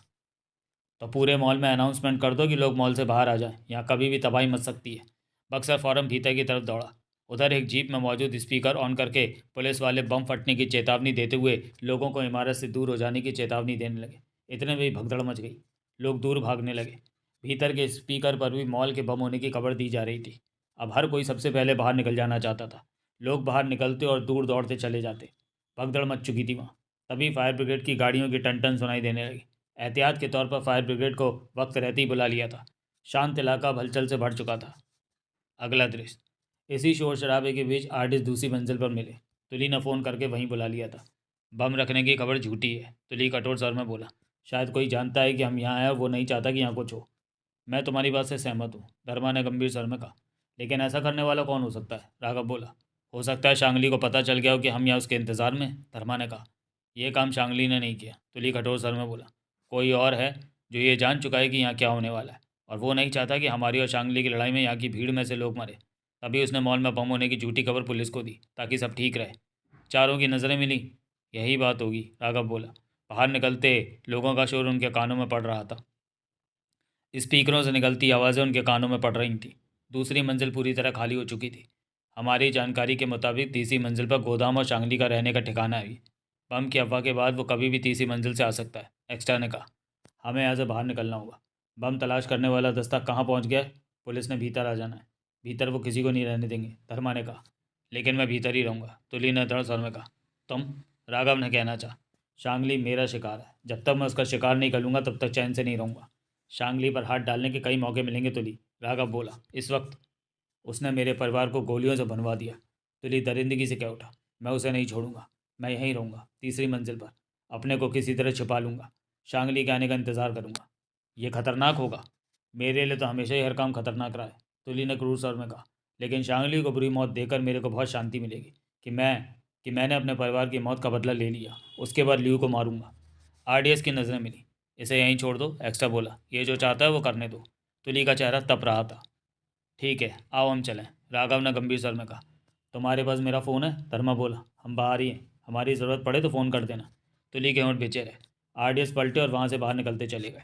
तुली की निगाह वहाँ हर तरफ घूमी। हर तरफ कपड़े ही कपड़े नजर आ रहे थे। भीड़ से भरी रहने वाली जगह अब सुनसान सी होकर अजीब सी लग रही थी। स्पीकर की गूंजती आवाज़ अब थमने सी लगी थी। तुली जानता था कि अब यहाँ हर तरफ बम स्क्वाड के लोग नजर आने लगेंगे। उन्होंने बम की तलाश करके उसे निष्क्रिय करने का काम करना होगा, परंतु तुली को विश्वास था कि वहाँ बम नहीं है। तुली के कानों में भारी जूतों की आवाज़ें पड़ी। पुलिस चेक करने आ पहुंची है कि यहाँ भीतर तो कोई नहीं है।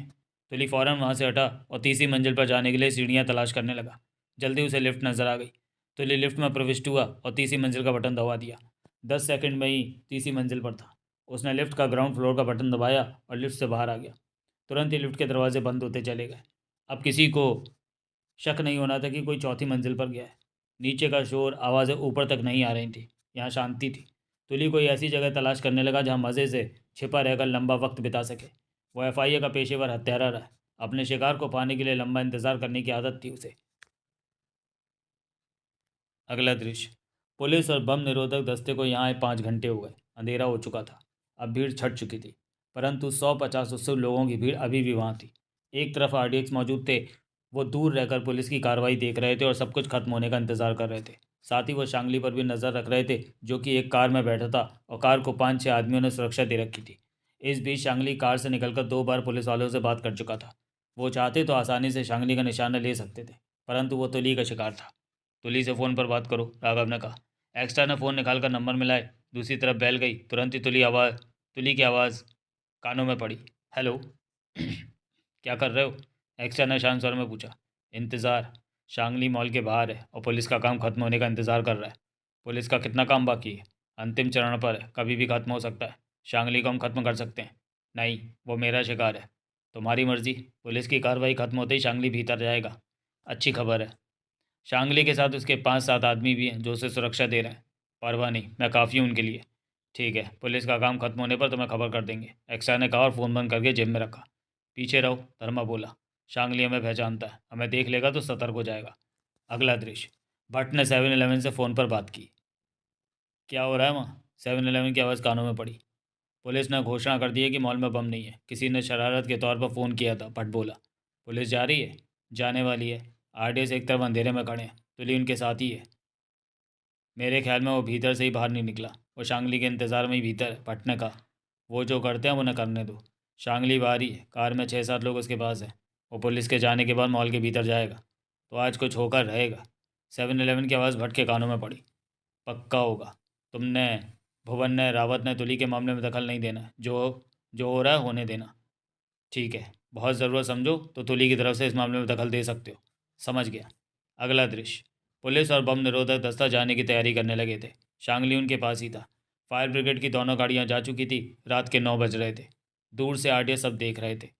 जब पुलिस की गाड़ियां वहां से रवाना हुई तो एक्स्ट्रा ने तुली को फ़ोन किया। कहो। तुली की आवाज़ कानों में पड़ी। शांगली अब भीतर आएगा, पुलिस जाने की तैयारी में, एक्स्ट्रा ने कहा। ठीक है, हम भी भीतर आते हैं, तुम अकेले हो, उनकी संख्या ज़्यादा है। तुम लोग बाहर ही रहो, मैं संभाल लूँगा, भीतर मत आना, कहकर इधर से तुली ने फ़ोन बंद कर दिया था। क्या कहता है? राघव ने पूछा। खतरनाक है वो, राघव ने गहरी सांस ली। मेरे ख्याल में सबको संभाल लेगा। अगला दृश्य। मॉल के सब दरवाजे बंद कर दो। शांगली भीतर प्रवेश करता क्या उठा। पीछे के दरवाजे भी अच्छी तरह चेक कर लो। भीतर आने का कोई भी रास्ता खुला ना रहे और हर बंद दरवाजे पर रात भर पहरा देना है। अब शांगली के आदमियों की संख्या 10-12 हो गई थी। शांगली पुनः बोला। पहरा देते हुए इस बात का ध्यान रखना कि मेरे दुश्मन खतरनाक हैं और चालाक भी। वो मुझे ख़त्म करना चाहते हैं। मैं मर गया तो तुम लोगों की ऐश खत्म हो जाएगी। मेरे बचे रहने में ही तुम सबकी बेहतरी है। अक्सर जी, मेरी बात सुन रहे हो? अच्छी तरह से। तो इन सबको समझा दो और हर भीतर आने वाली जगह पर इनका पहरा लगवा कर मेरे पास ऊपर आओ। ठीक है। शांगली तेज़ तेज़ कदमों से उस तरफ बढ़ा जिधर लिफ्ट थी। उसी पर उसका फ़ोन बजा। दूसरी तरफ ल्यू थी। तुम इस वक्त कहाँ हो ल्यू? अपनी खास जगह पर। ल्यू का मुस्कुराते सर कानों में पड़ा। उस जगह को कोई नाम तो होगा? मैं बताना नहीं चाहती। ऐसा क्यों? तुम तुली के हाथ पड़ गए तो वो तुमसे जान सकता है कि मैं कहाँ हूँ और मैं डिस्टर्ब नहीं होना चाहती। तो तुम समझती हो कि तुली मेरा कुछ बिगाड़ सकता है? खेल में पता नहीं चलता कब बाजी पलट जाए। खैर, तुम्हारी क्या पोजीशन है? शांगली लिफ्ट में पहुंचा और तीसरी मंजिल का बटन दबाता क्या उठा। पुलिस जा चुकी है, मैं मॉल के भीतर आ गया हूँ और 10-12 आदमी मेरे साथ हैं जो रात भर हर जगह पहरा देने की तैयारी कर रहे हैं। तुम्हें सतर्क रहने की ज़रूरत है शांगली। मैं सतर्क हूँ। मेरे ख्याल में तुम्हें रात वहाँ नहीं बितानी चाहिए। ली की आवाज़ कानों में पड़ी। मुझे कुछ नहीं होगा।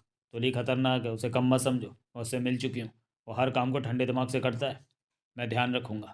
तुम अकेले मत रहना। मेरे साथ मेरा खास आदमी बक्सर रहेगा। तुम्हें तो ली की चिंता है, जबकि मैं उसकी परवाह नहीं कर रहा। वो तुम्हारी मर्जी। शुभ रात्रि शांगली। शुभ रात्रि कहकर शांगली ने फ़ोन बंद किया। तभी लिफ्ट ऊपर पहुंचकर खुली और दरवाजे खुल गए। शांगली बाहर निकला और ठिठक कर हर तरफ नज़र मारी। वहाँ हर तरफ पैक माल पड़ा ही नजर आया। एक के ऊपर एक बंडल लगे हुए थे। क्षण भर के लिए उसने सोचा कि यहाँ कोई हो भी तो दिखने वाला नहीं, परंतु उसे विश्वास था कि यहाँ कोई नहीं है, क्योंकि बम निरोधक दस्ते वाले और पुलिस यहाँ होकर गई थी। शांगली वहाँ से सीधा कंट्रोल रूम में पहुंचा। वहाँ का सिस्टम बंद था। उसने सिस्टम चालू किया तो स्क्रीन जगमगा उठी। वह स्क्रीनों के द्वारा नीचे लग चुकी पहरेदारी को चेक करने लगा। बक्सर दो आदमियों के साथ लिफ्ट की तरफ आ रहा था। शांगली वहाँ से हटा और बाहर निकलता बड़बड़ा उठा। लियू ने सब गड़बड़ कर दी। क्या ज़रूरत थी तुली को यह बताने की कि हमने उसके परिवार को मरवाया। शांगली वहाँ अपने केबिन में पहुंचा। सब ठीक था। फिर केबिन में लगते पीछे वाले दरवाजे को ढकेल कर भीतर प्रवेश कर गया। ये दरवाज़ा ऐसा ऐसा था कि बंद होने पर इस बात का एहसास नहीं होता था कि वहाँ कोई दरवाज़ा भी है। तब वो मात्र केबिन की दीवार लगता था। ये बेडरूम था। एक तरफ अलमारी थी, जहाँ से कपड़े निकालकर उसने चेंज किए और विस्की का गिलास बनाकर उसने घूंट भरा। दूसरे हाथ में फ़ोन को थामे वापस केबिन में, फिर केबिन से बाहर आ गया। सामने से बक्सर दो आदमियों के साथ आता देखा। नीचे सब ठीक पहरा लगवा दिया? शांगली बक्सर से बोला। हाँ। बक्सर दोनों आदमियों के साथ उसके पास आकर टिटका। शांगली ने घूट भरा। नीचे सबसे कह दो और तुम भी सुन लो कि यहाँ कोई दिखे तो हमें उससे बचाव ही नहीं करना, बल्कि उसे ख़त्म करना है। बक्सर ने सिर हिलाया। उसका नाम तुली है। वो मुझे मारना चाहता है। शांगली ने दांत पीछे। क्योंकि मैंने उसके परिवार को मार दिया था। वो खतरनाक है और हथियारों की समझ है उसे। यूँ समझो कि हमारा दुश्मन किसी से भी कम नहीं है। समझ गया और सबको समझा दूंगा। तुम रात भर मेरे केबिन में ही आसपास ही रहोगे। मैं बेडरूम में नींद लूँगा। इन दोनों को समझा कर यहाँ फैला दो। कोई भी रात में आंखें बंद ना करे। चौकस पहरेदारी चाहिए मुझे। ऐसा ही होगा शांगली साहब, बक्सर ने कहा और अपने दोनों आदमियों को समझाने लगा। तभी शांगली का फ़ोन बजा। हेलो। पुलिस चली गई। माइक की आवाज़ कानों में पड़ी। हाँ, सब ठीक रहा। अब तुम कहाँ हो? चाइना बाज़ार की ऊपरी मंजिल पर। मैं आ रहा हूँ। हम सुबह मिलेंगे। नहीं शांगली, मेरा तुम्हारे पास रहना ज़रूरी है। मुझे तुली की ज़रूरत है। वो अवश्य तुम्हारे पास आएगा। यहाँ पहरा लग चुका और मैं नहीं चाहता कि मुझे कोई डिस्टर्ब करे। लेकिन तुली मुझ तक नहीं पहुँच सकता, कहकर शांगली ने गिलास से घूंट भरा। वो आया तो? वो नहीं आएगा। तुम सुबह फ़ोन करना। अब मैं नींद लेने के मूड में हूँ। शांगली ने कहा, फ़ोन बंद करके बड़बड़ाया। साले को मेरी चिंता नहीं है कि तुली मुझे मार सकता है। तुली को पालेने की चिंता में मरा जा रहा है। तभी बक्सर पास आ पहुंचा। सब इंतज़ाम ठीक है शांगली साहब, आप आराम से नींद ले सकते हैं। तुली छत पर था। सीढ़ियों का दरवाज़ा उसने इस तरह बंद कर रखा था कि देखने वाले को वो बंद लगे। आधा घंटा पहले एक्स्ट्रा का फ़ोन आया था कि शांगली चाइना बाज़ार की इमारत में चला गया है। तुली छत पर ही दरवाजे के पास रहा। तीसरी मंजिल से आती कभी कभार आवाज़ की सनसनाहट उसे महसूस होती। फिर आधे घंटे बाद अपनी जगह से हिला, खड़ा हुआ। छत छत से मुंबई की रात की रोशनियाँ जगमगाती नजर आ रही थी। तुली ने रिवॉल्वर निकालकर हाथ में ले ली। वो जान चुका था एक्स्ट्रा से कि शांगली के साथ 10-12 लोग हैं और वो सब भीतर ही हैं। ऐसे में तुली के लिए खतरा बढ़ गया था। एक गोली की आवाज़ सबको सतर्क कर सकती थी। तुली मन ही मन फैसला कर चुका था कि जब तक ज़रूरत ना हो फायर नहीं करेगा। एक बार ही गोली तब चलाएगा जब शांगली उसके सामने होगा, परंतु इस बात का क्या भरोसा कि शांगली का कोई आदमी उस पर गोली चलाकर शोर पैदा ना कर दे। खतरा हर तरफ से उसकी तरफ था, परंतु वो तुली था। आगे बढ़कर वापस जाना उसे पसंद नहीं था। उसका पेशा था देश की खातिर दूसरों की जान लेना, लेकिन अब वो एफआईए छोड़ चुका था। अब अपने लिए काम कर रहा था वो। शांगली ने उसके परिवार को मारा था। अब उसने शांगली को मारकर बदला लेना था, अपने परिवार का। छत पर मोमटी के दरवाजे को उसने ढकेला। ची की बेहद मध्यम आवाज़ हुई। दरवाज़ा इतना बढ़ गया कि वो उससे भीतर जा सके। रिवॉल्वर थामे आगे बढ़ा और पहली सीढ़ी पर पाँव रखा, फिर दूसरी, ठिठका।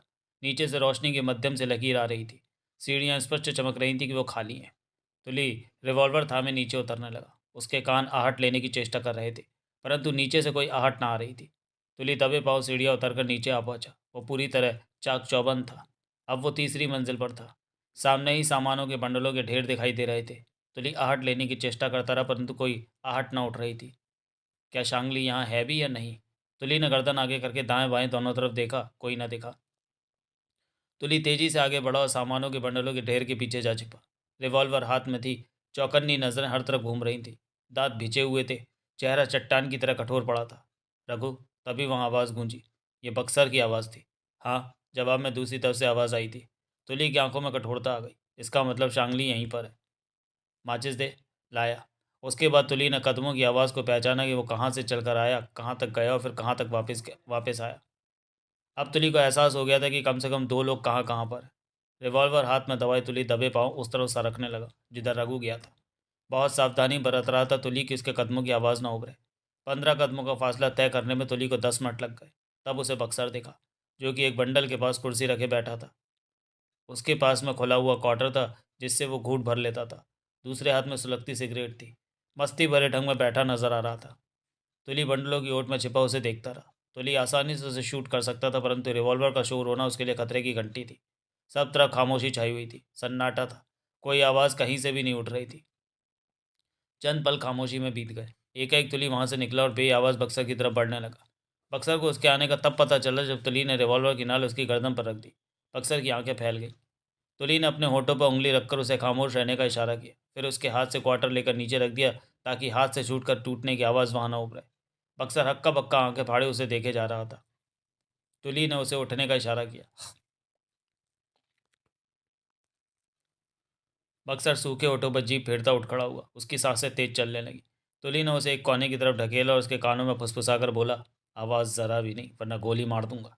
बक्सर ने सिर हिला दिया। तुली उसे लिए कोने में जा पहुंचा। तो तुम तुली हो? बक्सर के होठों से घबराया सा स्वर निकला। कैसे जाना? तुली के फुसफुसाहट में दरिंदगी के भाव थे। शांगली ने बताया था। वो कहाँ है? वो इस घबराहट में भी बक्सर का दिमाग काम कर गया। वो यहीं था थोड़ी देर पहले। अपने केबिन में होगा या इधर ही कहीं बैठा होगा। वो तुमसे डरा हुआ है। मैं तो नौकर आदमी हूँ, मुझे मत मारना। यहाँ और कितने लोग हैं? 2। वो दोनों उधर हैं। झूठ। 10-12 हो तुम। वो सब नीचे हैं। इस फ्लोर पर सिर्फ 2 ही हैं। तुम भीतर कैसे आ गए? छत से। तुली ने कहा, झपट्टा मारने वाले ढंग से उसके होंठों पर हथेली टिका दी कि चीख ना सके। फिर रिवॉल्वर की नाल का वार उसकी कनपट्टी पर 2 बार किया। अक्सर बेहोश होकर नीचे लौटकर चला गया। तुली ने आसपास नजरें घुमाई, सब ठीक था। तुली ने फर्श पर से एक पतली रस्सी तलाश की जो कि बंडल से खोली गई थी। फिर रिवॉल्वर को दांतों में फंसाया और रस्सी को बक्सर के गले में फंसाकर पीछे की तरफ खींचने लगा। पूरी ताकत लगा दी तुली ने। चेहरा सुर्ख हो उठा। कुछ पल के लिए बेहोशी में बक्सर का शरीर छटपटाया, फिर शांत होता चला गया। तुली ने रस्सी छोड़ दी और दांतों से रिवॉल्वर निकालकर हाथ में ले ली और गहरी गहरी सांसें लेने लगा। चंद पलों में ही वह खुद को संयंत्र कर चुका था। फिर वो उस तरफ बढ़ा जिधर बाकी 2 थे। उनका निपटारा करने से पहले शांगली पर हाथ डालना खतरनाक था। बक्सर। एकाएक वही आवाज़ उभरी जिसने बक्सर को माचिस दी थी। तुली ठिठका, उसके दांत भिज गए। वो फौरन बंडलों के ढेर की ओट में हो गया। कदमों की आवाज़ तुली के कानों में पड़ रही थी। तू किधर है बक्सर? इस बार आवाज़ पास से ही आई थी। तुली वहीं ठिठका, खामोश सा खड़ा रहा। अगले ही पल वो दिखा। 5 कदमों की दूरी पर था वो। वहाँ ठिठका, वो इधर उधर नजर दौड़ा रहा था। तुली ने खुद को पीछे कर लिया कि कहीं उसे देखकर सतर्क नहीं हो जाए। चंद पलों बाद पुनः सिर आगे करके देखा तो वो नहीं दिखा, परंतु उसके कदमों की आहटें तुली के कानों में पड़ रही थी। तभी तुली नीचे झुका और छोटा सा खाली गत्ते का डिब्बा उठाया, जोर से फर्श पर फेंका। आवाज़ उभरी। वो मध्यम सी आवाज़ जो सन्नाटे में तेज रही। कानों में पड़ती कदमों की आवाज़ें थमी, फिर फौरन ही उसकी तरफ आने लगी। शायद उसकी आवाज़ सुनाई दी। तू किधर है बक्सर? मैं कब से तेरे को ढूंढ रहा हूँ। आज ज़्यादा चढ़ा ली क्या? तुली अपनी जगह सांस रोके खड़ा रहा। कदमों की आवाज़ पास आती जा रही थी। लगता है पीकर लुढ़क गया तू। शांगली साहब को पता चल गया तूने ड्यूटी ठीक से नहीं दी तो तभी वो पास से निकला। तुली ने बिल्ली की तरह चपट्टा मारा और उसके मुंह पर हथेली टिकाते हुए उसे अपनी तरफ खींचते हुए रिवॉल्वर उसकी कमर में सटा दी। साथ ही दरिंदगी की मेरे सर में गुर्रा उठा। हिलना मत। वो छटपटा उठा। उसने पीछे देखने की कोशिश की। सीधा रह। तुली पुनः गुर्राया। इस बार वो कुछ शांत हुआ। बक्सर को मार दिया है मैंने। तुली ने वैशी स्वर में उसके कान में कहा। उसकी आंखें हैरानी से फटती दिखी। तू जिंदा रहना चाहता है? उसने फौरन सहमति से सिर हिलाया। इसके लिए तुझे बेहोश करूंगा, समझ गया? उसने पुनः सहमति से सिर हिला दिया। तुली ने रिवॉल्वर को थोड़ा सा उछालकर नाल की तरफ से पकड़ा और उसके होठों पर टिकी हथेली को बेहद सख्ती से चिपका लिया। फिर रिवॉल्वर के दस्ते की चोट उसके सिर के पिछले हिस्से में की। पीड़ा की वजह से वह जोर से झटपटाया। तुली उसके होठों पर हथेली सटाए रहा और उसके सिर पर दूसरी चोट की। उसका शरीर ढीला पड़ता चला गया।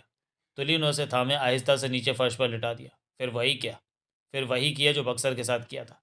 पतली रस्सी ढूंढी और गले से लपेट कर खींच दी। वह चटपटाया, फिर ठंडा पड़ गया। अब तीसरा बचा था। 5 मिनट लगे उसे ढूंढने में। वो एक बंडल के साथ टेक लगाए टांगे फैलाए बैठा था। शायद नींद लेने की चेष्टा में था। सामने से आती रोशनी पूरी तरह उस पर पड़ रही थी। उसकी आंखें बंद थी। तुली उसके पास जा पहुंचा, बिल्कुल पास। और उसी तुली के पास आने का ज- उसे तुली के पास आने का ज़रा भी एहसास नहीं हुआ। उसे कहर भरी नज़रों से देखते हुए तुली ने रिवॉल्वर को नाल की तरफ से पकड़ा और पूरी बाह घुमाकर दस्ते का वार उसकी कनपटी पर मारा। उसे चीखने का भी मौका ना मिला और वो नीचे लुढ़कता चला गया। वार इतना ज़बरदस्त था कि 5-7 घंटे से पहले उसे होश नहीं आने वाला था। मर भी गया हो तो बड़ी बात नहीं थी। तुली ने गहरी सांस लेकर हर तरफ देखा। अब शांगली को देखना था कि वो कहाँ है। रिवॉल्वर थामे तुली आगे बढ़ गया। उसकी शिकारी निगाह हर तरफ घूम रही थी। कदमों के हाथ ना उभरे इस बात की वो पूरी कोशिश कर रहा था। शांगली कहीं भी हो सकता था। वो ढूंढ रहा था, परंतु कहीं भी नज़र नहीं आ रहा था। उसकी तरफ से कोई आहट भी नहीं उठ रही थी। काफ़ी बड़े हॉल में हर तरफ पैक बंडल बिखरे पड़े थे। आखिरकार उसे केबिन नज़र आया तो वो सावधानी से उसके भीतर प्रवेश कर गया। केबिन खाली था। केबिन से लगता पीछे बेडरूम का दरवाज़ा ऐसा था कि बंद होने पर वो केबिन की दीवारों का डिज़ाइन ही लगता। कोई सोच भी नहीं सकता था कि वहाँ दरवाज़ा है। यहाँ तक कि इस तरफ दरवाजे का हैंडल भी नहीं था। तुली इस बात पर धोखा खा गया। वो केबिन से बाहर निकल आया। शांगली को उसने हर जगह ढूंढा उस मंजिल पर, परंतु वो नहीं मिला। तो क्या शांगली किसी और मंजिल पर है? कहीं भी हो सकता है, नीचे भी जहाँ उसके पहरेदार है, या कि वो यहाँ से निकल गया भी हो सकता है। तुली ने आरडीएस को फ़ोन किया। क्या कर रहे हो तुम? एक्स्ट्रा की आवाज़ कानों में पड़ी। मैं तीसरी मंजिल पर हूँ शांगली। शांगली मुझे यहाँ नहीं मिल रहा। क्या वो बाहर तो नहीं गया? यकीन के साथ कुछ नहीं कह सकते। कुछ देर पहले एक कार अवश्य बाहर गई थी, परंतु हम नहीं जान सके कि भीतर कौन है। उसमें शांगली हो सकता है। तुली ने दांत भींच कर कहा। वो निकल गया हो सकता है ऐसा ही हुआ। शांगली वहाँ नहीं है तो तुम बाहर आ जाओ। आता हूँ। कैसे आओगे? भीतर शांगली के आदमी छत से। साथ वाली इमारत की छत आपस में मिली हुई है। मैं दूसरी इमारत से बाहर निकलूंगा। आ जाओ। अगला दृश्य। आरडीएस तुली के साथ उस्मान के गैरेज में पहुंचे। रात के 3 बज रहे थे। उस्मान नींद से उठा मिला। तुम लोग इस वक्त कहाँ से आ रहे हो? उस्मान क्या उठा। कुछ मत पूछो, खाने को कुछ है तो दे दो। धर्मा ने कहा। मेरा खाना पड़ा है, खाया नहीं मैंने। आज काम ज़्यादा था, वो ले लो, काम चल जाएगा। कुछ देर बाद वो खाना खा रहे थे। एक बात मुझे समझ में नहीं आ रही। तुली क्या उठा। क्या? वहाँ पहरा लगवा कर शांगली बाहर कैसे जा सकता है? पहरा इस तरह लगा था कि वो पास कहीं हो। अगर वो वहाँ है भी तो तुम चूक चुके हो। कम से कम अब वहाँ जाना ठीक नहीं होगा। 3 लाशें तुम वहाँ छोड़ आए हो। जो कार बाहर गई थी उसके भीतर का नज़ारा नहीं दिखा कि? नहीं, रात के वक्त कार के भीतर से देख पाना आसान नहीं, शीशे भी चढ़े हुए थे। शांगली हाथ लग जाता तो वो अब लाशों को देखकर और भी सतर्क हो जाएगा। राघव ने कहा। उस तक पहुंचना कुछ कठिन हो जाएगा अब। ये तो है, एक्स्ट्रा ने कहा। यह भी हो सकता है कि वो कुछ देर के लिए अंडरग्राउंड हो जाए। मैं उसे ढूंढ निकालूंगा। तुली दांत पीसते हुए क्या उठा। अब कल देखेंगे कि क्या करना है, पहले नींद मार लें। अगला दृश्य। शांगली की आंख खुली। उसने दीवार पर लगी घड़ी में वक्त देखा। सुबह के 4 बज रहे थे। चंद बल्बों को खुली आंखों से छत को देखता रहा, फिर उठा और स्लीपर पहनकर आगे बढ़ा। दरवाज़ा खोला और केबिन में आया। फिर केबिन से बाहर आ गया। नज़र हर तरफ घुमाई। खामोशी ही महसूस हुई। शांगली आगे बढ़ा तो एक तरफ उसे बक्सर वाली कुर्सी दिखी। कुर्सी के पास ही नीचे आधा भरा क्वार्टर दिखा तो शांगली के माथे पर बल पड़े कि ड्यूटी में भी बक्सर पीता रहा। बक्सर! शांगली ने पुकारा। बक्सर! शांगली ने पुनः पुकारा। कोई जवाब नहीं। शंकित तो उठा है शांगली। शांगली तेजी से आगे बढ़ा और पहरेदारों को तलाश करने लगा। जल्दी उसे देखा जो कि नीचे लुढ़का पड़ा था। रोशनी उस पर पड़ रही थी। उसकी आंखें फटी हुई थी। एक ही निगाह में उसने समझ लिया कि वो मरा पड़ा। यही बात शांगली को कपा देने के लिए काफ़ी थी। शांगली पलटकर अपने केबिन की तरफ दौड़ा। तुरंत ही वो बेडरूम में था। फ़ोन उठाया और नीचे मौजूद पहरेदारों का नंबर मिलाया। हेलो, उधर से आवाज़ आई। नीचे सब ठीक है? शांगली ने बेचैनी से पूछा। सब ठीक है। ऊपर कुछ भी ठीक नहीं है। फ़ौरन सब ऊपर आओ। शांगली ने सूखे ओठों पर जीभ फेर कर कहा। उसके बाद शांगली ने तुरंत कपड़े बदले, रिवॉल्वर हाथ में ली, फ़ोन जेब में डाला और सतर्कता से बाहर आ गया। बाहर सन्नाटा छाया था। तभी नीचे वाले आदमी ऊपर आ पहुंचे। क्या हुआ? यहाँ कोई है? एक अधमरा पड़ा और दूसरे का पता नहीं। बक्सर भी नज़र नहीं आ रहा। 2 आदमी मेरे पास रहो, बाकी सब ये जगह छान मारो। कोई दिखे तो शूट कर देना। शांगली की आवाज़ में अब गुस्सा भर आया था। 2 आदमी शांगली के पास रुक गए। बाकी सब वहाँ से फैलते चले गए। शांगली की सतर्क निगाह आसपास घूम रही थी। रिवॉल्वर हाथ में दमी थी। उसके आदमियों की आहटें और बातें करने की आवाज़ें कानों में पड़ रही थी। तुम लोगों ने ऊपर से कोई आहट नहीं सुनी? शांगली ने पूछा। नहीं, ऐसा कुछ होता तो हम अवश्य ऊपर आते, पास खड़े आदमी ने कहा। वो यहीं कहीं है। शांगली गुर्रा उठा। तभी एक आदमी की ऊंची आवाज़ सुनी। यहाँ बक्सर की लाश पड़ी है। बक्सर की लाश? ओह! शांगली के होठों से निकला। वो तेज़ी से उस तरफ बढ़ गया। तीसरी लाश भी मिल गई, परंतु तलाश करने पर वहाँ कोई नहीं मिला। छत भी देख ली गई। शांगली ने यह सोचकर राहत की सांस ली कि वो खुद सही सलामत है। यकीनन तुली यहाँ आया था, उसने ही ये सब किया, परंतु उस तक नहीं पहुँच सका। वो समझ नहीं पाया कि केबिन के पीछे बेडरूम है। 2 आदमी छत पर रहे। 2 आदमी छत पर रहो, शांगली बोला। 2 सबसे नीचे वाले फ्लोर पर रहेंगे, बाकी सब यहीं इसी फ्लोर पर पहरा दो। इतना ध्यान रखना कि कोई भी मेरे पास ना पटकने पाए। वो तुली मुझे मार देना चाहता है। शांगली ने एक तरफ होकर ल्यू का नंबर मिलाया। चेहरे पर गुस्सा और डर था। 2-3 बार मिलाने पर उधर से ल्यू की आवाज़ कानों में पड़ी। कहो शांगली, तुम नींद ले रही हो या मैं मरते मरते बचाऊँ? शांगली ने ओकड़े सर में कहा। कैसे? तो ली आया था यहाँ। मैं 3rd फ्लोर पर केबिन के पीछे वाले बेडरूम में था। वो शायद बेडरूम नहीं ढूंढ पाया, धोखा खा गया। बक्सर और 2 लोगों को मार कर निकल गया, शांगली ने कहा। तुम्हारे पास तो लोग ज़्यादा थे। वो नीचे थे। तो ली शायद छत के रास्ते से आया लगता है। वहीं से वो गया होगा। किस्मत वाले हो जो तुम बच गए। तुम्हें मजाक सूझ रहा है? मैंने तुम्हें सलाह दी थी कि अभी खुले में मत रहो, छिप कर रहो। तुली घायल शेर है, जिससे बचना आसान नहीं। वो तुमसे ज़्यादा ताकतवर है शांगली, मान लो ये बात। वो तुम्हें मार देगा। अब मुझे भी ऐसा लगता है। वो दोबारा तुम तक पहुंचने की चेष्टा करेगा। अब वो तुम्हें मार देना चाहेगा, उसके बाद शायद मुझे। तुम तो चीन चली जाओगी। जाना ही होगा। मैं जिस काम के लिए यहाँ आई थी वो काम बेकार हो गया। मैं तुम्हें सलाह दूँ? दो। तुम कहीं छिप जाओ और अपने आदमी तुली की तलाश में लगा दो। तब तक सामने ना हो जब तक कि तुली को ख़त्म ना कर दो। जब तक तुली जिंदा है तुम सुरक्षित नहीं रह सकते। वो अपने परिवार की मौत का बदला लेने के लिए पागल हुआ पड़ा है। तुम्हारी बात से सहमत हूँ मैं। क्या तुम मेरा साथ दोगी? मुझे चीन पहुँचना है, वहाँ भी बहुत काम है मेरे लिए। दिन निकलने के पश्चात मैं दिल्ली जाऊँगी, वहाँ से चाइना। ये तुम्हारा काम है, तुम ही निपटो। मेरे ख्याल में तुम समझदारी से काम लेकर आसानी से सब कुछ संभाल सकते हो। तुम मेरे साथ होती तो ज़्यादा ठीक रहता। मुझे वापस जाना है। अच्छा ये बताओ, मैं माइक का कितना भरोसा कर सकता हूँ? शांगली ने पूछा। क्या कहना चाहते हो? माइक का 2 बार मुझे फ़ोन आ चुका है कि वो मेरे साथ रहना चाहता है। उसका कहना है कि इस तरह वो मेरी हिफाजत भी करेगा और उसे तुली को पकड़ने का मौका भी मिल जाएगा। वैसे तो अमेरिकन भरोसे के काबिल नहीं होते, अपने मतलब की सोचते हैं। इस बारे में तुम खुद ही फैसला लो। मुझे साथ में कोई चाहिए, क्योंकि तुली के साथ आरडीएक्स भी है, उसका पलड़ा भारी है। ये बात है तो तुम माइक का साथ ले सकते हो। मैं मैं भी अब यही सोच रहा था। इस वक्त तुम जितना सोचो उससे ज़्यादा खतरे में हो। कैसे? 7-11 को भी शक हो चुका है कि तुम चीन के एजेंट हो। वो भी कुछ करेगा। उसकी मुझे परवाह नहीं है। तुली का डर है, वो बदले के लिए पागल हो चुका है। शांगली ने दांत भींच कर कहा। दिमाग को शांत रख के चलो, तब तुम तुली को जीत लोगे। अगला दृश्य। सुबह 6:30 बजे 7-11 का फ़ोन बजा तो उसकी आंख खुली। हेलो, मैं भट्ट। खबर है बताने के लिए। बोलो। आधी रात तक आर्डियो चाइना बाजार के बाहर रहे। तुली भीतर रहा। उसने शांगली को मारने की चेष्टा की परंतु सफल नहीं हो सका। लेकिन तुली ने उसके 3 आदमी अवश्य खत्म किए। कैसे जाना? दिन का उजाला फैलने पर शांगली अपने आदमियों के साथ 2 कारों में भरकर कहीं गया है। सुबह सुबह उसका इस प्रकार जाना शक पैदा करता है। मैंने भवन को उनके पीछे भेजा और खुद चोर रास्ते से मार्ग के भीतर जाकर देखा तो तीसरी मंजिल पर मुझे कुछ एक खास आदमी और 2 आदमी अन्य आदमियों की लाशें देखने को मिली। जिस तरह उन्हें मारा गया वो तुली का ही काम हो सकता है। शांगली तुली के हाथ क्यों नहीं लगा?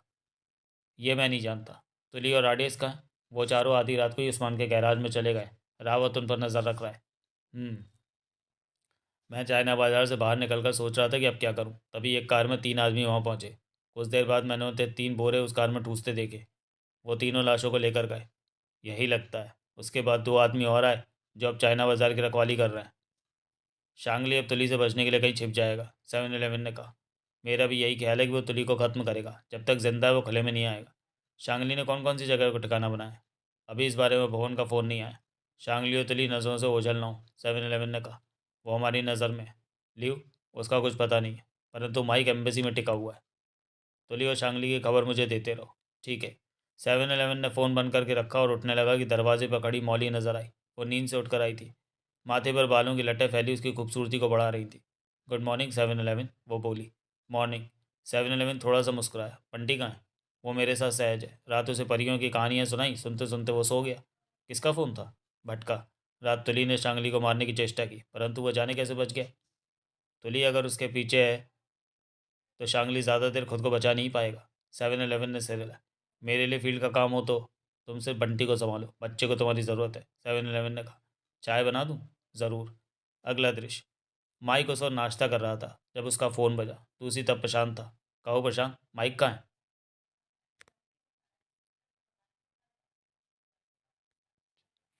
मैं रवि और अमर के साथ लीव पर नज़र रख रहा हूँ।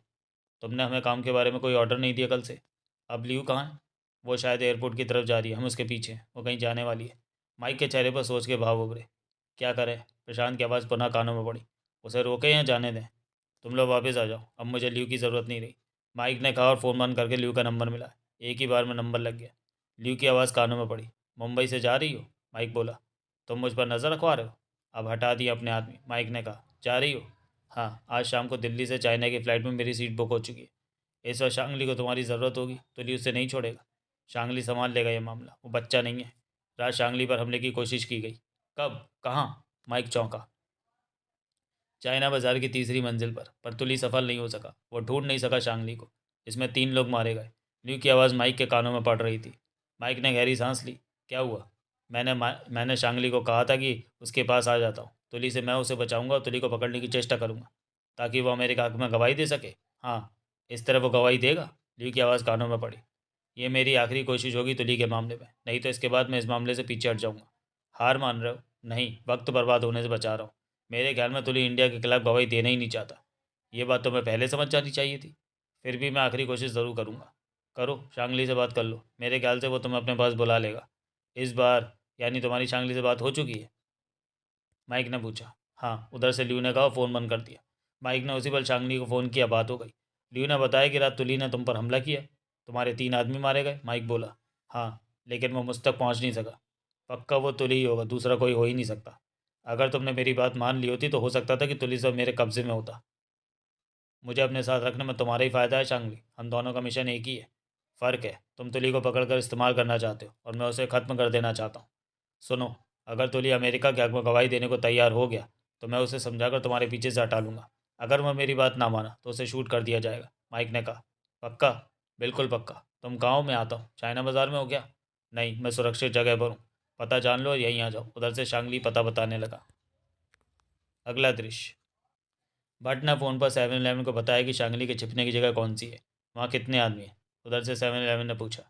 8 आदमी उसके साथ थे। एक तो पहले भी वहाँ हो सकते हैं। भट्ट ने कहा। यानी कि 10 आदमी। ठीक है, शांगली पर बराबर नज़र बनाए रखो। मैं कुछ कहना चाहता हूँ। कहो। ये तो साबित हो चुका है कि शांगली चीनी जासूस है।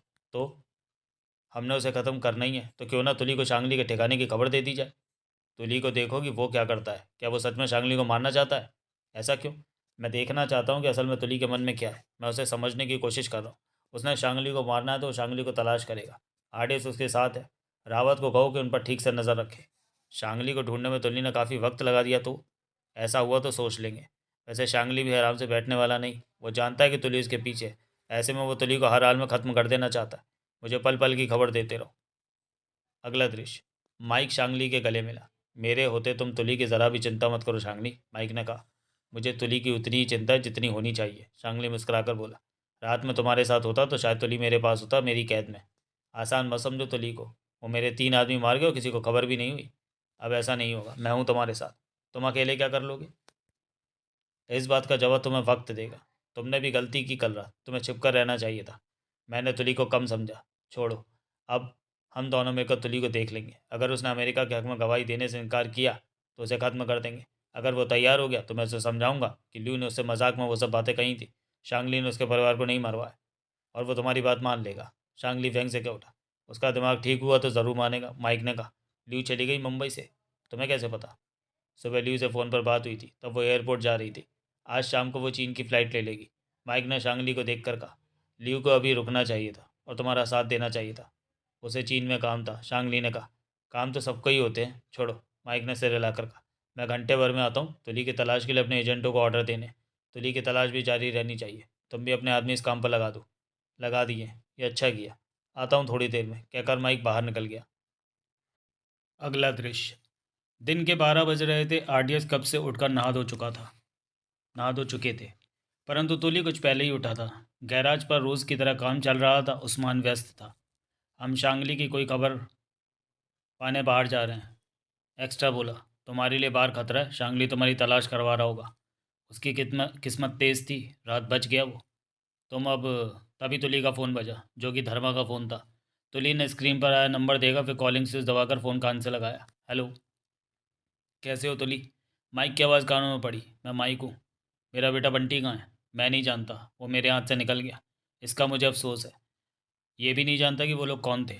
मैंने उन्हें तलाश करवाने की चेष्टा की, परंतु उनकी कोई खबर नहीं लगी मुझे। तुली के होंठ भिज गए। आरडीएस की निगाह तुली पर थी। रात तुम शांगली को मार नहीं सके। तुम्हें कैसे पता? तुली के माथे पर बल पड़े।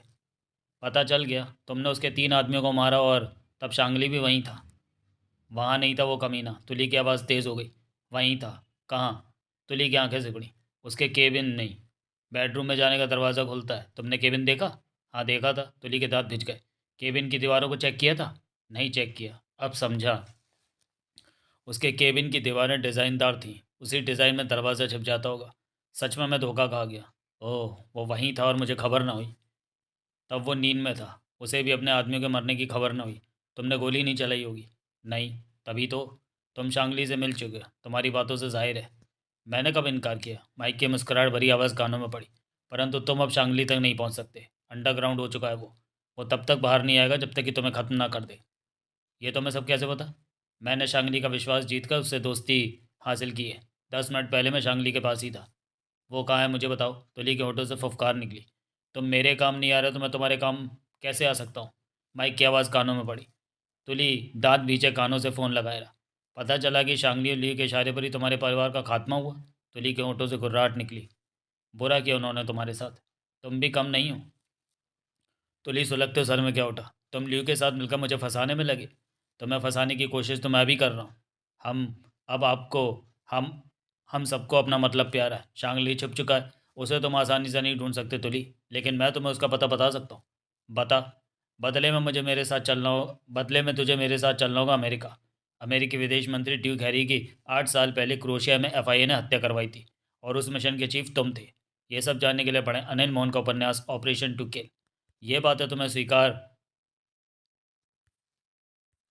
करते हुए सारा मिशन खुले तौर पर बयान करना। वो मिशन ब्रिगेडियर छिब्बर की हत्या के लिए था। ब्रिगेडियर छिब्बर को इस मामले से निकाल देना होगा तुम्हें। अमेरिकी विदेश मंत्री ड्यूक हैरी की हत्या करने का मिशन तुम्हें स्वीकार करना होगा। मंजूर हो तो मैं तुम्हें शांगली का ठिकाना बता सकता हूँ। तुम जीत गए माइक। तुली ने गहरी सांस लेकर कहा। तो तुम तैयार हो? माइक का उत्साह भरा असर कानों में पड़ा। शांगली का पता जानने के लिए मुझे तुम्हारी बात माननी पड़ रही है। बाद में पीछे तो नहीं हटोगे?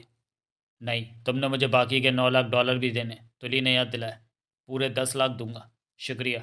तुम मुझे शांगली का पता बताओ और मेरी अमेरिका की टिकट बुक करा लो। रात की। रात तक मैं शांगली को ख़त्म करके तुम्हारे साथ अमेरिका के लिए चल दूंगा। ओह, तुमने तो मुझे क्या पूरे अमेरिका को खुश कर दिया, उधर से माइक ने कहा, फिर शांगली का ठिकाना बताने लगा। बात खत्म होने पर तुली ने फ़ोन बंद किया। आरडीएस की उलझन भरी निगाह तुली पर थी। क्यों? एक्स्ट्रा शांत स्वर में बोला। क्या तुम सच में माइक के साथ अमेरिका जाकर? मैं उसे कुछ नहीं बताने वाला। तो ली वैंग भरे सर में क्या उठा। हमें शांगली का नया ठिकाना पता चल गया है। अब तुम तीनों मेरे साथ चलोगे। वहाँ और लोग भी हैं। तुम उन लोगों को संभालना, मैं शांगली को ख़त्म कर दूंगा। तभी फ़ोन पुनः बजा। दूसरी तरफ माइक ही था। तुम्हें थोड़ी दिक्कत आ सकती है। माइक की आवाज़ कानों में पड़ी। वहाँ ज़्यादा लोग हैं। मैं वहाँ लोगों को कम कर सकता हूँ। कैसे? ये मुझ पर छोड़ दो। मैं 1 डेढ़ घंटे तक तुम्हें फ़ोन करूँगा कि मैंने संख्या कम कर दी है। तब तक तुम अपनी तैयारी करते रहो। ठीक है। अगला दृश्य। माइक वापस शांगली के पास पहुंचा। जल्दी आ गए। शांगली उसे देखते ही क्या उठा। अपने आदमियों को सेट करना था कि वो तुली को ढूंढे। एक खबर मिली है। माइक उसके पास बैठता क्या उठा। क्या? एक जगह तुली के मौजूद होने की संभावना हो सकती है, मेरे खास आदमियों ने बताया। माइक ने एक जगह का पता बताया। शांगली ने उसी पल एक आदमी को बुलाकर कहा, सावंत। शांगली ने उस जगह का पता बताया। यहाँ तुली छुपा हो सकता है। फ़ौरन 5 आदमी ले जाओ, तुली को देखते ही ख़त्म कर दो। ऐसा ही होगा। कहने के साथ ही सावंत बाहर निकल गया। तुली मर गया तो मेरे काम का क्या होगा? माइक बोला। सिर्फ उसकी गवाही महत्वपूर्ण है। मैं तुम्हारे लिए कोई दूसरा रास्ता निकाल लूँगा, शांगली बोला। दूसरा रास्ता? मन्नू, जैनी और राघव जिंदा हैं, इनमें से किसी की गवाही? परंतु तुली की गवाही महत्वपूर्ण है, क्योंकि तुली एफआईए का एजेंट रह चुका है। वो ऑपरेशन टू किल नाम के मिशन का इंचार्ज रहा था तब। मैं कोई ना कोई रास्ता निकाल लूँगा कि तुम्हारा काम भी बढ़िया ढंग से बन जाए। शांगली ने उसे तसल्ली दी। माइक कुछ ना बोला। वो जो करना चाहता था कर दिया था। सावंत को मिलाकर 6 आदमी यहाँ से चले गए थे। अब सिर्फ 4-5 आदमी इस ठिकाने पर थे। मैं पास ही बाजार में जा रहा हूँ, अभी आता हूँ। तुम्हारा बार बार जाना आना जाना ठीक नहीं। तुम अभी आया, फिर नहीं जाऊँगा। माइक उस ठिकाने से बाहर निकला और बाजार की तरफ बढ़ गया। साथ ही फ़ोन निकाला और नंबर मिलाने लगा। फिर तुल्ली से बात हो गई। मैंने तुम्हारा काम हल्का कर दिया है। आदमी बाहर भिजवा दिए। वहाँ 4-5 ही बाकी हैं। अच्छा किया, हम वहाँ पहुँचने ही वाले हैं। अगला दृश्य। भट्ट ने 7-Eleven को फ़ोन किया। शांगली के पास माइक आ पहुँचा है। भट्ट ने कहा, तो दोनों इस वक्त एक हुए पड़े हैं। माइक को तो तुली की ज़रूरत है। जब शांगली तुली को ख़त्म कर देना चाहता होगा, फिर दोनों का मिलना कैसा? कोई तो बात होगी। तुम वहाँ नज़र रखो, मुझे रिपोर्ट देते रहो।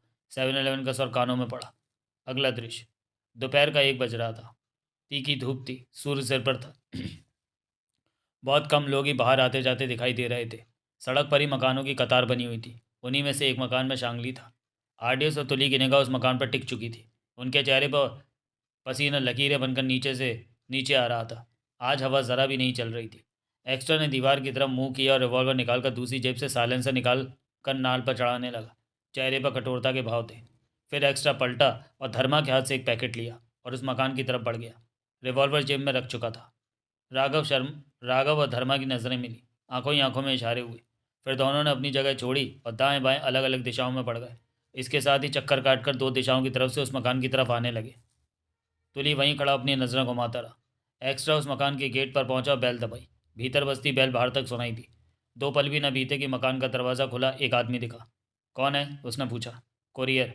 वो आदमी दरवाज़ा खोलकर बाहर निकला और गेट तक आ गया। गलत पते पर आ गए, वो आदमी बोला। कोरियर के पैकेट पर यही पता है, पढ़ लो, एक्स्ट्रा बोला। उस आदमी ने गेट खोला, हाथ बढ़ाकर एक्स्ट्रा से पैकेट लिया और उसे देखने लगा। एक्स्ट्रा एक कदम गेट के भीतर आया और फुर्ती से रिवॉल्वर निकालकर उस व्यक्ति के पेट पर लगा दी तो वो चेंक उठा। हड़बड़ाकर उसने एक्स्ट्रा को देखा। एक्स्ट्रा ने टिगर दबा दिया। पिट्ट की मामूली सी आवाज़ हुई और गोली उसके पेट में समा गई। उसकी आंखें फटती चली गई। तभी पीछे से राघव और धर्मा ने रिवॉल्वर थामे भीतर प्रवेश किया और खुले दरवाजे के भीतर प्रवेश करते चले गए। उनकी रिवॉल्वरों पर भी साइलेंसर चढ़े हुए थे। फौरन ही भीतर से उठापटक की आवाज़ें आने लगीं। एक्स्ट्रा ने आगे बढ़कर कमरे में प्रवेश किया। वहाँ 2 आदमियों की लाशें दिखीं। रिवॉल्वर थामे वो सामने नजर आ रहे दरवाजे की तरफ बढ़ गया। उस दरवाजे को पार किया तो एक और लाश दिखी। फिर वो पीछे वाले कमरे में पहुंचा। वहाँ राघव और धर्मा मौजूद थे। एक लाश वहाँ भी पड़ी थी और शांगली दिखा, जिसका चेहरा दूध की तरह सफ़ेद हुआ पड़ा था। आतंक भरी निगाहों से वो आर्टिस्ट को देखे जा रहा था। चेहरे पर अविश्वास के भाव थे। खौफ के मारे उसके गले में कांटे चुभ चुके थे। आर्टिस्ट के चेहरों पर दरिंदगी के भाव थे। उसी क्षण उनके कानों में कदमों की आहट पड़ने लगी, परंतु आर्टिस्ट की निगाह रिवॉल्वर थामे शांगली पर ही थी। कदमों के आहटों ने कमरे में प्रवेश किया। आने वाला तुली था। तुली पर निगाह पड़ते ही शांगली कांप उठा। चेहरे पर मौत से भरे कई रंग आकर गुजर गए। उसने सूखे होंठों पर जीभ फेरी, पहलू बदला, नजरें तुली पर ही रहीं। तू सोच रहा होगा कि मैं इतनी जल्दी तुझ तक कैसे पहुंच गया। तुली वैसी स्वर में गुर्रा उठा। शांगली ने पुनः सूखे होंठों पर जीभ फेरी। माइक ने तेरे से गद्दारी की। उसने मुझे बताया कि तुम यहाँ पर हो क्योंकि वो मेरी गवाही चाहता है। शांगली के होश गुम हुए पड़े थे। बोल, मेरे परिवार को कैसे मारा था शांगली? तुली मौत भरे सर में क्या उठा। मैंने नहीं मारा। शांगली डर से कपकपाता क्या उठा। तेरे इशारे पर मारा गया मेरे परिवार को। शांगली चुप। बोल, तुली गला फाड़कर चीखा। हाँ, मैंने ऑर्डर दिया था तेरे परिवार को मारने का। तेरे तेरे को छिपी जगह से बाहर निकालना था। गलती हो गई मेरे से, मेरे को माफ़ कर दे। मुझे मत मारना। मैं चाइना बाजार तेरे नाम कर दूंगा, तुझे पैसा भी। शांगली। तुली ने सिगरेट सुलगाकर मौत के जोर में कहा। लीव कहाँ है? वो दिल्ली गई। शाम के प्लेन से चीन जा रही है। वो तो कब की दिल्ली पहुंच गई होगी। वो भी इस काम में तेरे साथ थी? नहीं, वो तो बाद में आई। वो मुझे उसने बहुत शान से बताया कि मेरे परिवार को ख़त्म कर दिया गया। तुली दांत भींच कर क्या उठा। वो मेरे परिवार को ख़त्म करने की बात से सहमत थी, खुश थी। इसलिए मेरे हाथों वो भी मौत की हकदार बन चुकी है। अब तो तुम्हारे हाथों से दूर हो गई है। कुछ घंटे बाद ही वो चीन के लिए फ़्लाइट ले। चीन ज़्यादा दूर नहीं है शांगली, तुली ने खतरनाक स्वर में कहा। शांगली ने सूख रहे होठों पर जीभ फेर कर कहा। मुझे मत मारना। मैं चाइना बाजार तुम्हारे नाम कर दूंगा, तुम्हें बहुत पैसा दूंगा। और मेरा बेटा कहाँ है शांगली? मैं नहीं जानता। मैंने उसे माइक के हवाले कर दिया था। पता लगा कि कोई उससे तुम्हारे बेटे को छीन कर ले गया। मुझे मत मारना। मैं चाइना बाजार तुम्हारे नाम कर। तुली ने उसी क्षण जेब से रिवॉल्वर निकाल ली। नहीं। शांगली दोनों हाथ आगे करके चीखा। मुझे मत मारो, मैं माफ़। तुली ने रिवॉल्वर वाला हाथ सीधा किया और ट्रिगर दबा दिया। कानों को फाड़ देने वाला धमाका हुआ और गोली उसके माथे पर जा लगी। फिर तुली ने दांत किटकिटाते हुए एक के बाद एक 3 बार ट्रिगर दबाया। तीनों गोलियां शांगली की छाती में जा धंसी। शांगली के शरीर को तीव्र झटका लगा। वो नीचे गिरता चला गया।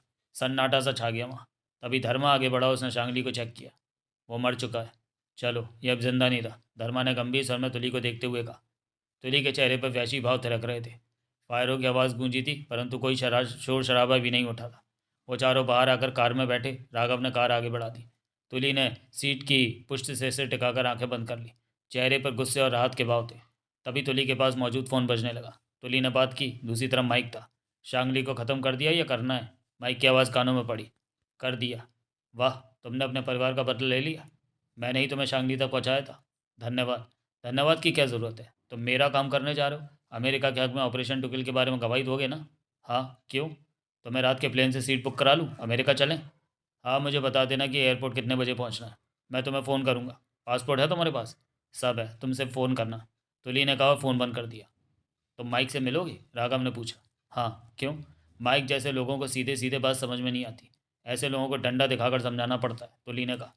अगला दृश्य, मुंबई का शांता क्रूज एयरपोर्ट। रात के 10 बज रहे थे। आर्टिस्ट लाउंज में बैठे थे। उन्हें एक तरफ से आता माइक दिखा। उसने सूट पहना हुआ था और हाथ में छोटा सा सूटकेस थाम रखा था। उसकी नज़र तुली की तलाश में घूमी कि आरडीएस पर जाकर थम गई। आरडीएस उठे और उसकी तरफ बढ़ गए। माइक उन्हें करीब आता देखता रहा। कैसे हो? पास पहुंचकर राघव ने मुस्कुरा कर कहा। तुली, माइक की आंखें सिकुड़ी। नज़र नहीं आ रहा?